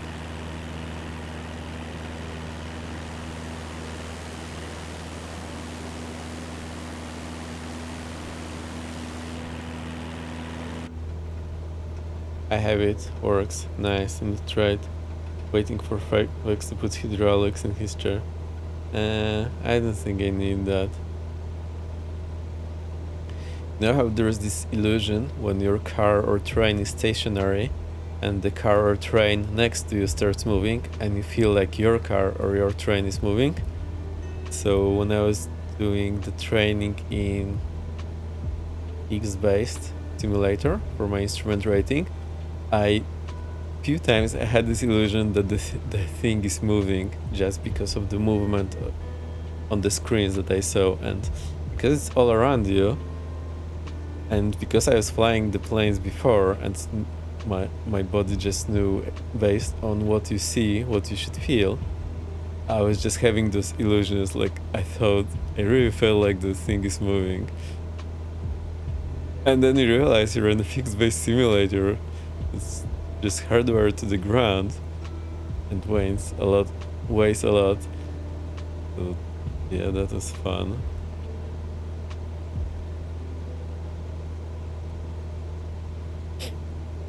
Ever get motion sick? Sometimes I do. Not when I fly myself usually, but last few years I haven't been in the car that much, nor train nor plane. So I do feel a little motion sick now when I get into any of this. But when you're flying, it's just not there. Same with the car, when you're driving, you don't feel as motion sick because you're in control. So that's how it works. Alright, maybe when you're doing some aerobatics, so after I had to do UPRT, that's upset prevention and recovery training. You basically do it in aerobatic plane and you have all sorts of weird flight configurations. So after that, I was feeling a little nauseous. So I had to spend like 30 minutes on the ground, just sitting and not moving. And also, I think on a few glider flights, one time I forgot my hat, so in glider it's important to have some sort of hat so you don't get heat stroke. And I didn't have my hat, we were doing ridge soaring, I just forgot it. That was with the instructor. We were doing the ridge soaring and that was pretty long, it was also pretty sunny. And that's flying close to the ground, a lot of maneuvering. So I also, same situation, I finished the flight, I had to just sit or lie on the ground for 30 minutes, not move to get back to normal age, so that I could walk straight and not throw up. So, and the unusual attitude is, well, the instructor asks to close their eyes, they maneuver it a little so that you lost sense of where the plane is going. For example, attitude like this, and they open your eyes, your controls, and now what you need to do is push, level, recover speed, and boom. So that was nose up recovery, and then another one is nose down. So it's a station like this, then you need other way. First level, 500. then pull. And there's also the combination of the two, but you're upside down. Which is a little weird because yeah, it just feels a little weird when you're upside down and you know what you need to do, but recognizing the situation takes a little longer. On the one, but from what I understand, VR can help train and get used to motion sickness. Yeah, reduce motion sickness. I hear a lot of people just get a lot motion sick in the VR. I have the VR, it's really cool, but I do get a little motion sick maybe, or nauseous. It just gets me a little tired pretty soon. But I think it's just a matter of training, and the more I will use it, the less I will feel that way. Now it's pretty nice over here. See this precipitation? 500. I think that's an overkill. We should be able to sort of see through that. Oh, the VR is also on to-do list. I think with the second streaming machine, I can now easily stream the VR. Well, easily-ish. Definitely way easier than previously, and should be easier on my PC as well. I think what we'll do, yeah, we'll hit it there. We'll try not to go into this precipitation again. We'll go over here and then turn around there. It may or may not work. We have this weather radar here. Well, this plane doesn't have the weather radar anyway.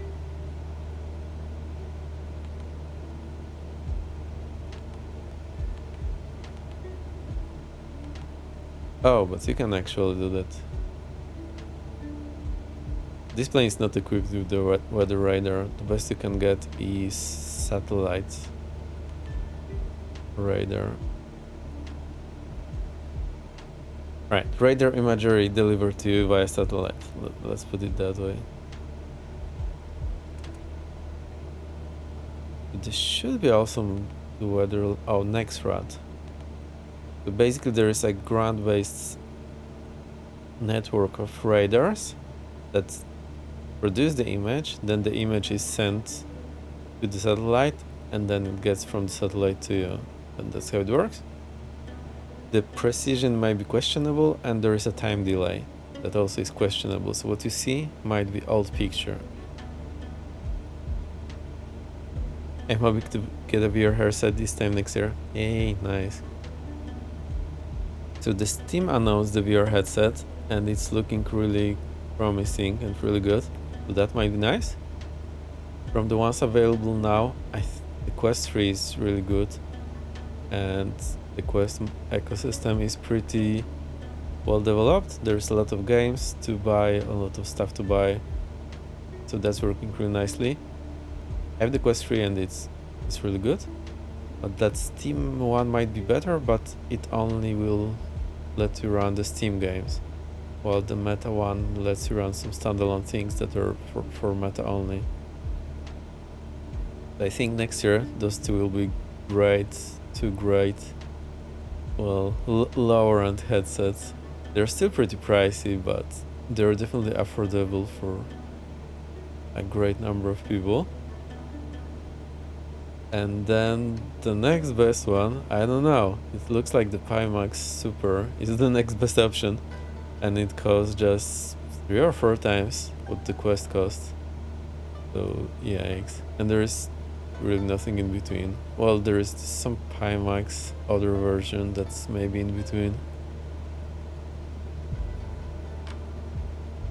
Still find this VR market to be in early phase, but it's definitely gotten a lot better over the last 2 years. The things are working much better and smoother, and it's easier to get anything running. And it's easier to buy some good hardware.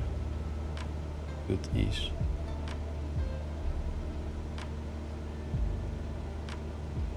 Now for the games, the ones like Flight Simulator or DCS, they are super heavy, so require a really powerful PC and still don't run great. But there's other VR first games like the VTOL VR, and they'll run absolutely great on the PC and look okay. It's kind of like 2000s style of graphics.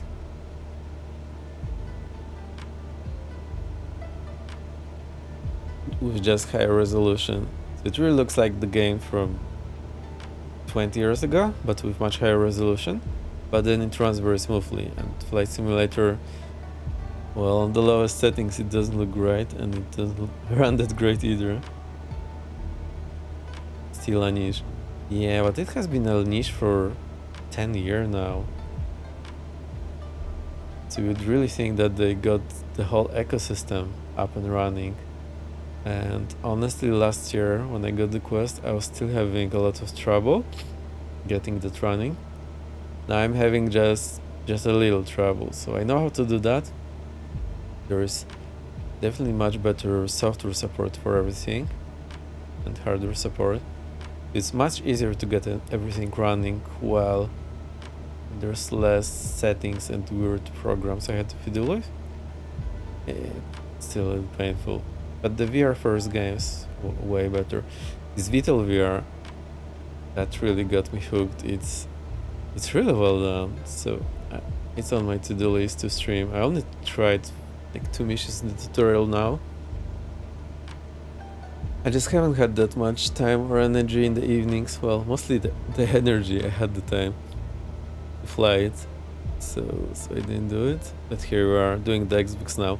It is kind of relaxing, so I can now see how Baines was streaming from Xbox for all these years.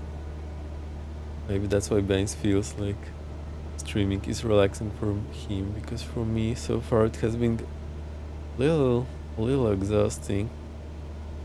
Living so far from the screen, it's really cool. It's finishing work and gaming at PC for a few more hours. Not very exciting perspective.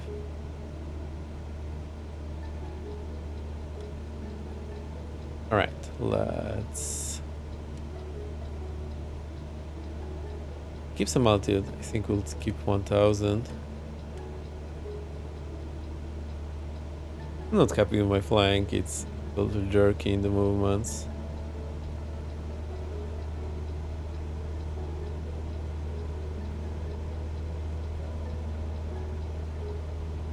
So the game plan is to follow Uncle On somewhere here and then swoop over here, I think, to this field. That's still quite a few miles. That's 50-mile rank.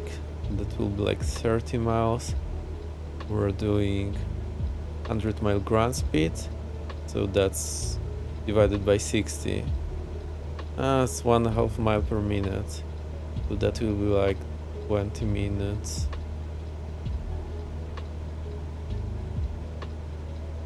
Yeah, all the fancy calculators, and then when the time comes, your hands are busy. You cannot use your fancy calculators. You need to do math, mental math anyway. I'm just a little tempted to get the autopilot on here. I'll do that. Let's get it. Or let's not get it. Let's not get it.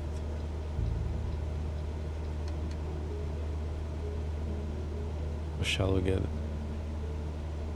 I don't know. It's like I have something to do trying to fly this plane. Yay, it's so nice over here. So when you're switching the view, it's definitely framey. There's our shadow. Looks hilarious.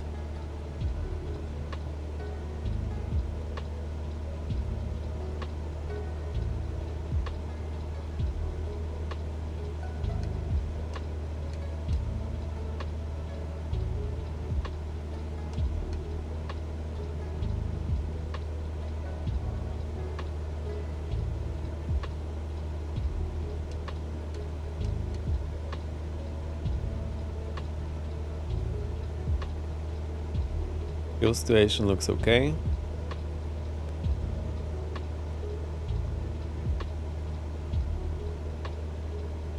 Right, so far I think the Xbox flying is pretty much a success, but controlling it with this stick is a little challenging.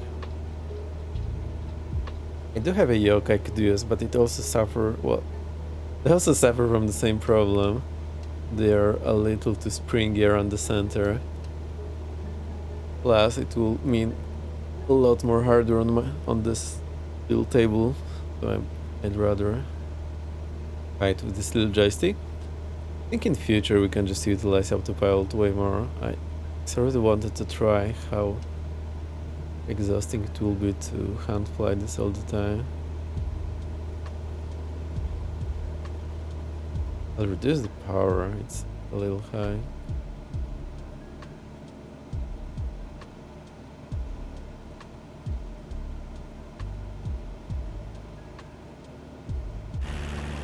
Very nice over here.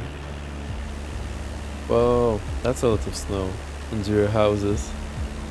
That's look crazy to me, such a wide open area and zero settlements. You can go for miles and there's zero people living here.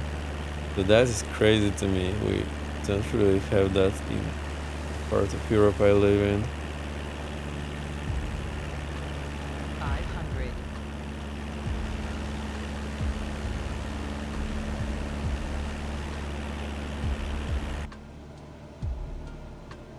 Uh-oh, the altitude is gone. Oh, it's also a little late, so we'll land around all today. Didn't realize it got so late. Mostly because I started late, because I had problems setting this up. For some reason the keyboard and mouse were not cooperating. I only got one or the other working. I was ready to give up, just roll with the mouse, but then it worked all of a sudden. I'm still not sure what did it.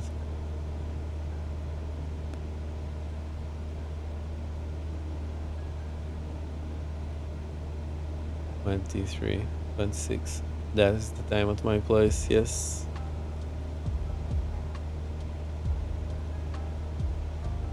I could stay all night, but there's work tomorrow. I need to be somewhat capable. We can't do that. You're still at work, I see. Enjoy the Vex radio. Me too. Vex radio number 2. This place is so beautiful. I love hiking and going into the wilderness, but the wilderness where I come from is way different from the wilderness here. I could be in my area maybe 10 kilometers tops from the nearest buildings. Well, the nearest settlement, nearest building could be a little closer. There's usually some mountain refuge. But this here, like nothing for miles, that's just crazy for me. Totally love to go here, but then I'm not sure if that's that much fun. Alright, I'll turn towards that island now.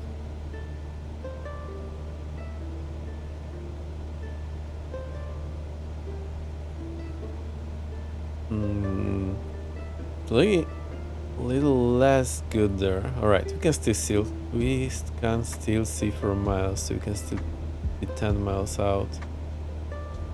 Oh yeah, biking extreme 1. Well, I hope soon. The thing is, I was biking in summer and then it was hot, then I got sick and then I didn't feel like doing anything. And then it was either too hot, I was tired, and then it was rainy, cold, blah blah blah blah blah. And now I got used to the cold weather, so I think I can go out and bike in the cold weather now. I just need to get myself to do that. I haven't done it in a bit, so it feels... I don't know how to say it. It feels a lot of pudding. But I have the next week off because I had to use my vacation, so I really hope we can do that. It is cold though. But funny thing is, it feels better when it's like -1 or -5. Well, it feels better between 0 and -5 Celsius than compared to 10 or 5 degrees Celsius. Which is bizarre because it's colder, but it actually feels less cold. That's just how it works.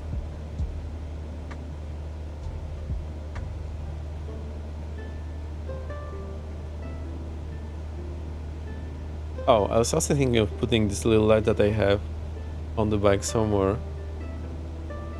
I tried to put it low and then it looks absolutely spooky. But there's also a socket on top of the head camera mount, so maybe I could put it there. I don't know. The only thing I'm worried is the cold feet might get just broken off, the plastic one from the light. Not as busy last week though. I missed your stream and we missed Neko stream, so it's disappointing. Oh no. Don't worry, if you're busy, you're busy. It's fine.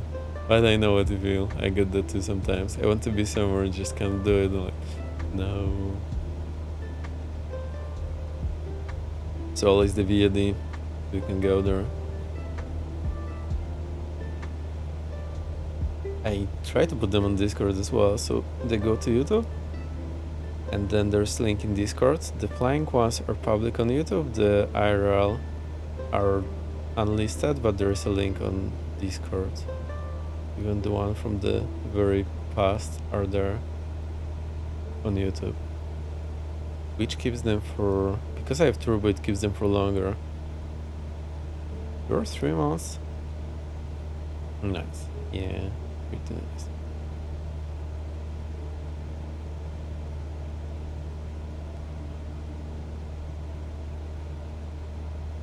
Oh, I don't have the wind information here. Let's put it up. So we go PFD options, wind, option 1, option 2, option 3. Let's use option 3.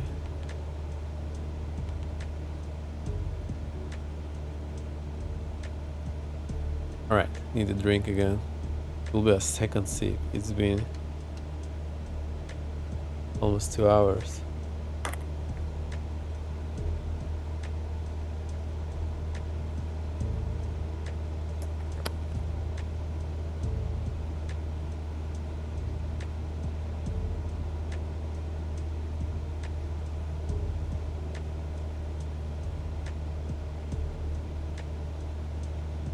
Changed the camera, so previously it was square, now it's 4x3. I think the 4x3 is pleasant looking, especially with the round corners. I'm really happy with this camera layout. I think that's pretty neat. Gonna keep it that way. I love the green screen, but I think it's a little too much hassle. I love the green screen and my Sony camera, but the lens I have was very narrow, so I had to basically very few room to move, and it wasn't following me. So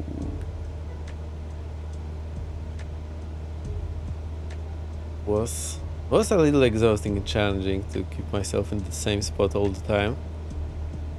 Make sure the green screen... Oh, the green screen also needed some extra lights because my room is pretty much dark, so I had 2 lights for my face, but in front of me, but I also had to put 2 lights behind me just to get more light on the green screen. And setting as those extra lights just took so much time. I wasn't very happy doing that, so I think we're gonna roll with no green screen camera for the time being. The green screen is still there, so I can use it. I feel it just looks professional, more professional, plus I can make myself bigger. But having to fiddle all those lights is a little too much. Alright, PASD, so let's get that airfield information.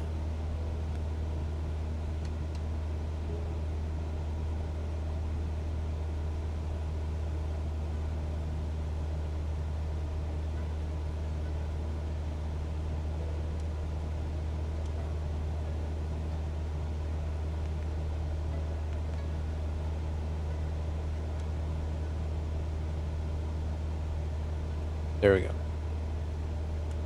EA S. How we can see that? I can barely see that. EASD, there we go.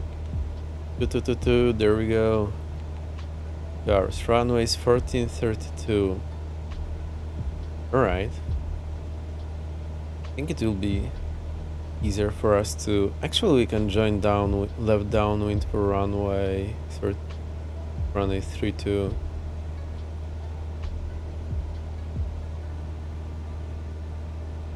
So I've been keeping a little left rudder pressure now. Maybe I can just use rudder trim. 1, 2, 3, 4, 5, 6, 7, 8, 9, 10 clicks of rudder trim.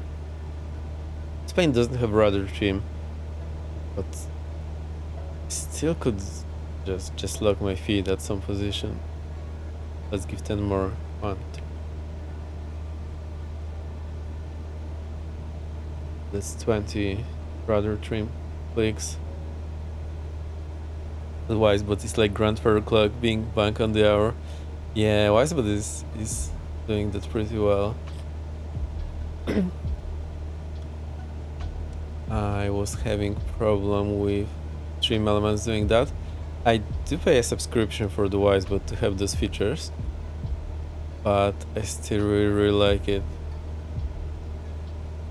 Give it a few more clicks.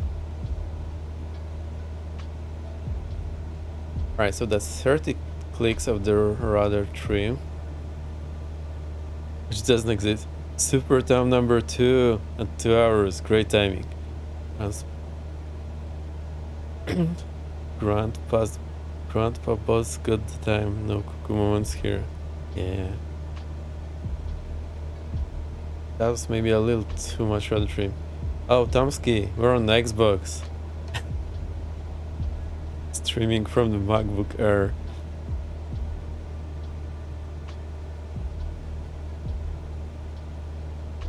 It's working pretty well so far. I know, and I'm sorry for you. It's fine. You can be all the sorry you want. I'm feeling great. So the thing is, they break the game all the time for the PC players, or the powerful PC or the powerful third-party add-ons on the Basim flank and whatnot, but base Xbox game with base plane and base scenery seems to work just a-okay. Got so lazy I downloaded Explained not to my phone just to play it in bed. This guy. Hola Bozy! Yes, I am well. Finally have the screen 6 feet away, so it's much easier on my eyes. Pretty cool actually. I'm really enjoying it. Oh, I just noticed the chat goes over my camera. Still not a problem. So Boozy, it's all your fault. I mean, it's not your fault. It's not a fault, but it's your doing. I wanted to see how X-Plane performs on Xbox, and it's hella good. It's like between 20 to 30 FPS in my eye, which is pretty normal for console games. That's just how they roll at 4K. So you can see it's a little framey over here, but that's really just what all the games look like. So it's my fault. No, I'm actually pretty thankful for that, because it was some motivation for me to try it again. And yeah, it's pretty nice. I'm enjoying it. It's a little relaxing having the screen so far. Sitting on my sofa, so I'm not at my usual workplace position. It's actually really nice. So I think I can do that occasionally. Whoa, that weather changed rapidly. Oh, that's a rover. I didn't notice they were starting. No lot update in builds H320 at custom JFK. Let's not try. Let's not do that. My point is, the base sim with the base plane works fine. So I think that's what majority of the users are doing. So I think they actually tested for that. Like, this is what they're most concerned about. And I really have a feeling that what we are doing is just a minority, and they simply don't put that much effort into it.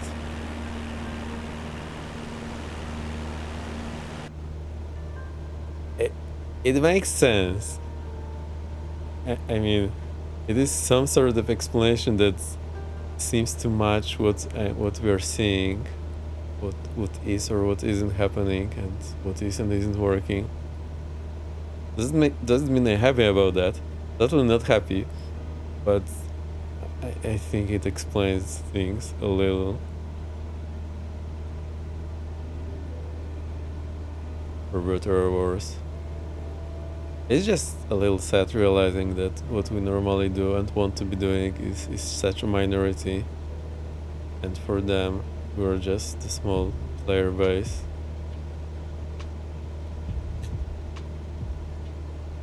Yeah, all the planes and then...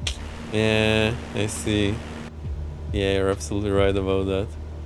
Should be able to fly all the default planes and all the default scenery. But then I think the realization they have is if most of their users don't use that, then does it really need to work? Or let's put it another way, they can just get away with it not working. Which again doesn't make me happy, but at least I understand how it's working. Disagree. Good. Dirty and underhanded to sell customer prospects because they can't even run. Yeah, they can get away with it. Only that seems what a lot of businesses have been doing. The other problem is, the businesses that are doing this, they can stay in the game because they can keep the cash flowing. But the businesses that try to do the right thing and don't have their business plan just right, they are way more likely to go out of business, which is pretty sad. So I don't know how I feel about it. Well, I understand how it works. I think it explains things, and well, what I said I think matches what we are seeing. I don't think it's good or that we can excuse it, but it's definitely what is happening. And they definitely can get away with it, so they're doing it. I feel like you're sitting here doing the absolute bare minimum, that's cool and all. I think it's misleading. Yeah. Yeah, oh, I see what you mean. It's that I'm trying just the 172 in middle of nowhere and it's running fine, and I say it's fine.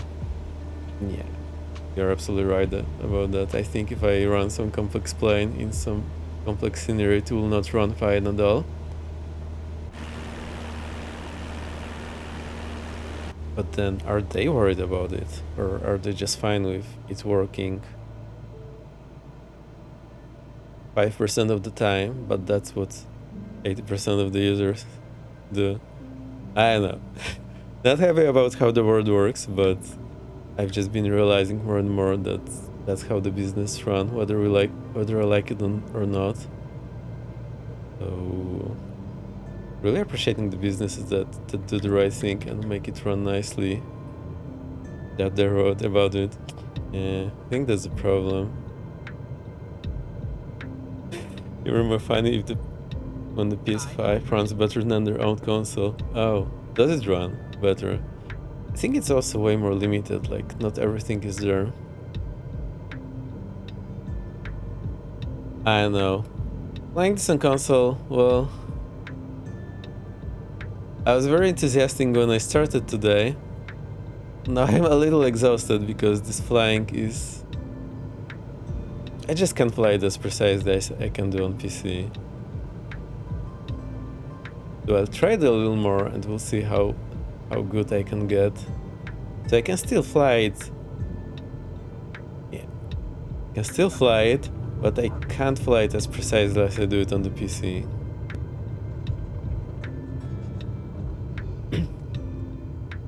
At least we know it runs on the Xbox in certain conditions. The bare minimum seems to run. I haven't tried in career mode and whatnot, so And I don't even want to try. The last time I tried career mode, I got pretty upset, and I think it's over for me. But this we can do. And also flying on autopilot with the G1000, I think that's really nice to learn the G1000, how it operates.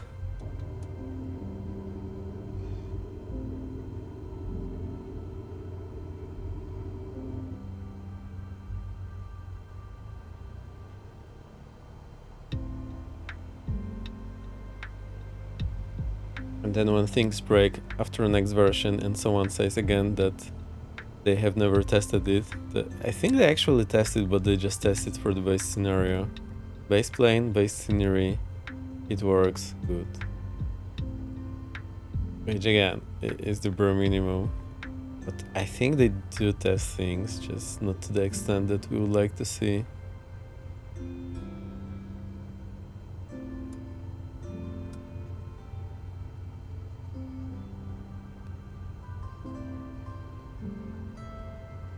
Right, let's park here and call it a day.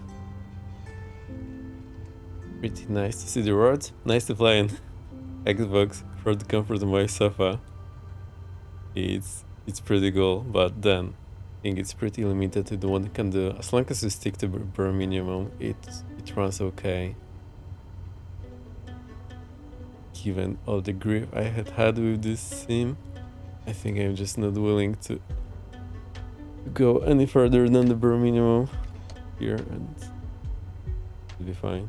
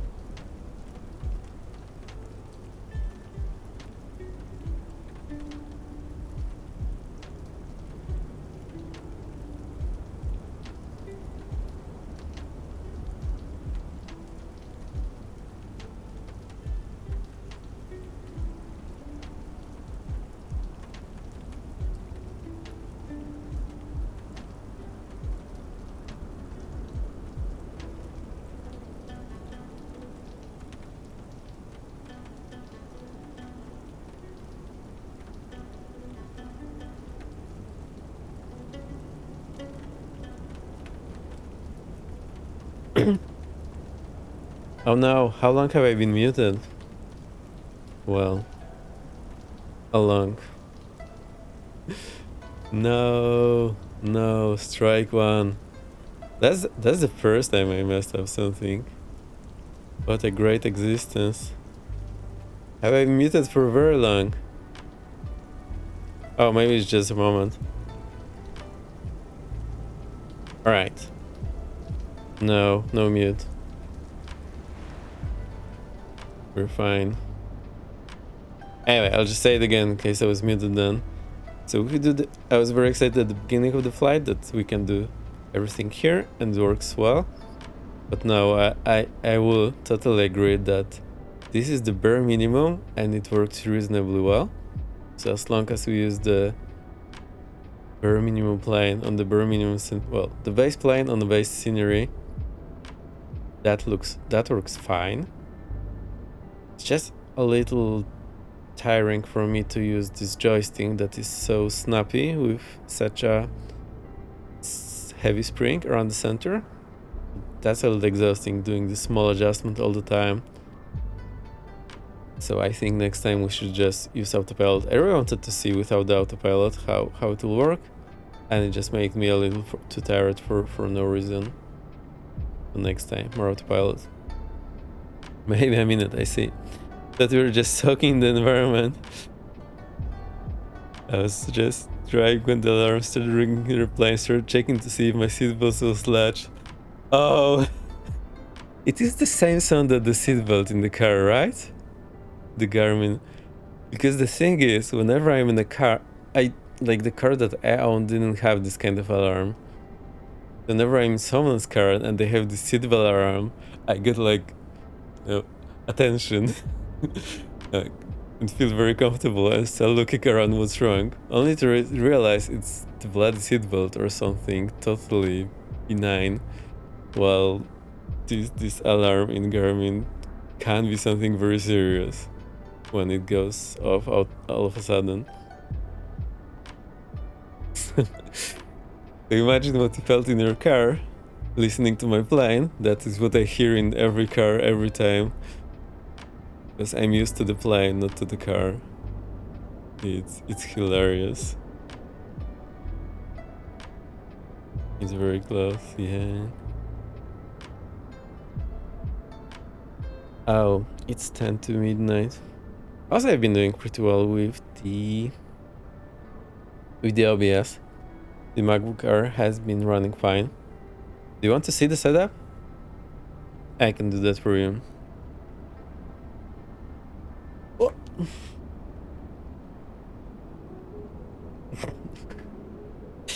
I'll just slide the tables a little off because I will have no room to show you.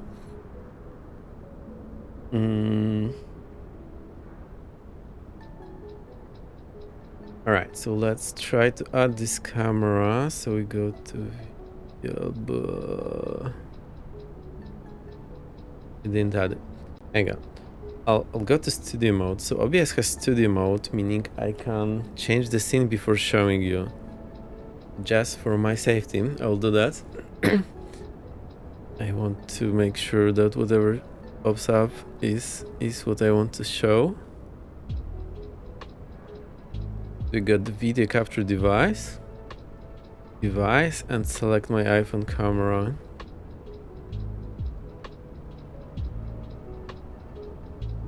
That works fine now. Let's make it just a little bit smaller.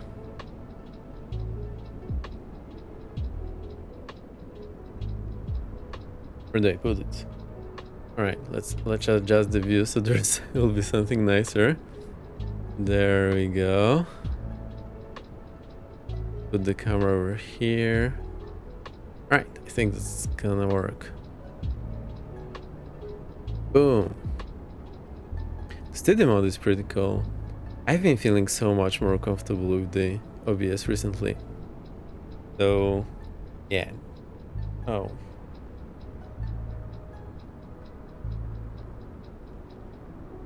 All right.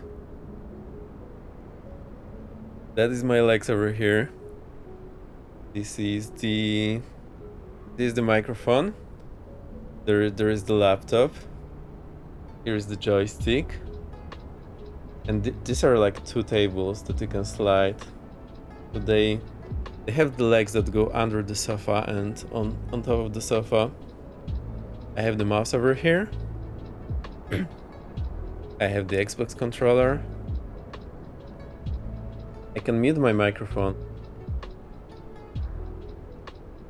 That's pretty cool. Whenever I need to clear my throat, I just mute the microphone. And sometimes I forget to unmute it. And then I can see, when I'm talking, I can see myself here on the meter. So whenever I'm looking here, that's pretty cool, because I can see what's going on. I have the chat over here. There's this light that gives enough light for the camera. Without it, it's a little dark. There's the camera. It has the tracking. I really like this camera. That's top down, and then there's the TV. And the Xbox sits to the side there. You cannot see it. It's there in the shadow. So that's pretty much it.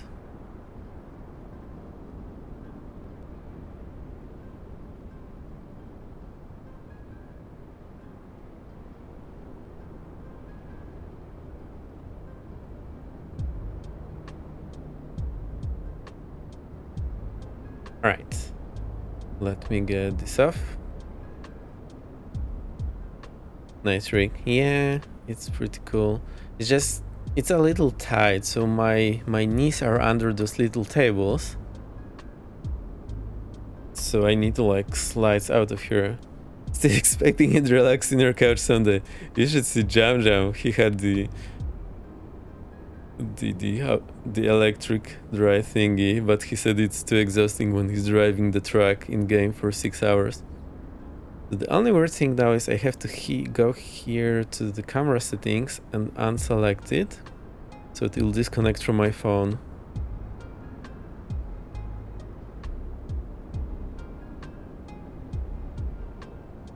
Right. I did set up this OBS basically from scratch. Well, not today. I did it some time ago. I just wanted to see if it works before getting the other mic. And then today I set up all the alerts and everything. Just copied a few links. I'm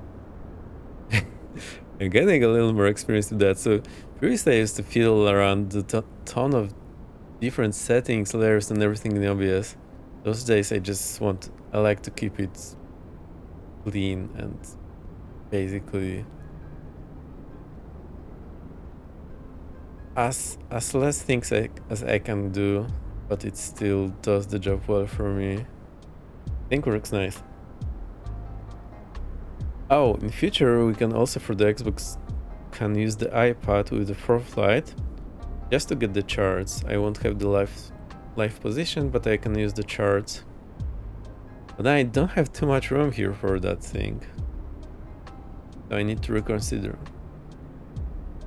Also, I'm feeling way more relaxed than I normally do. I think the fact that the screen is so far away, my eyes can relax a little. That's very helpful. All right, I think that was it. I'll see who's up for right. Hang on. Can I launch a new browser?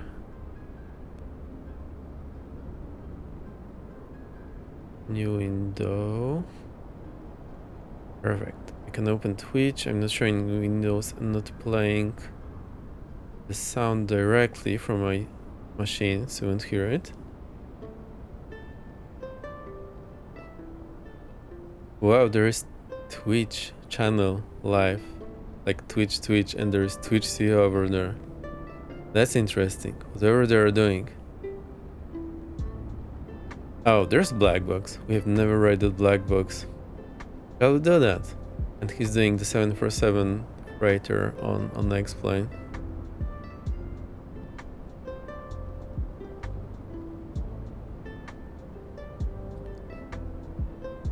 Got a ton of people on as well.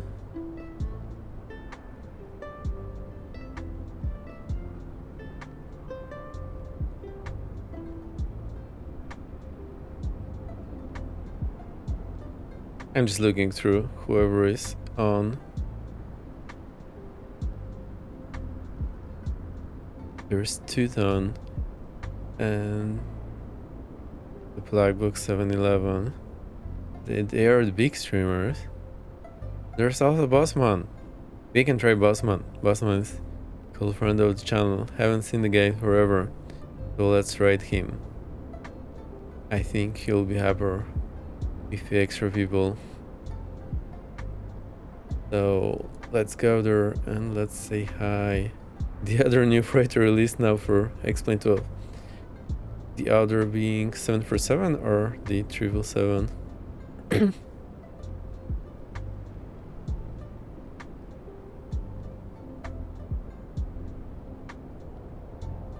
Alright, we'll see how Bossman stream is gonna work. Still, I know the guy, he knows us, so let's go over there. Right, trade is up. Thanks for coming. First for stopping by. I think we'll do this in the future as well all the time, but it's definitely something nice we can do. 747 to turn over the 2, right? Yeah. Okay. I'll get my camera off. Bye. So, camera is down. Send me bye-byes. Oh, wait, I have them. Let's show it. Stream settings, first for the content, you're very welcome. I hope you enjoyed it. It's definitely a little refreshing for me, and I just enjoy things up, so it's been cool feeling with the new setup again. And learning new things, everything you heard, or blah blah blah. Thank you, you're welcome. Right, go there. Write the message. You can copy. Oh, there we go. There's the right and the separate. Thank you, OG. You know this. Copy whichever. I'll see you there. Bye.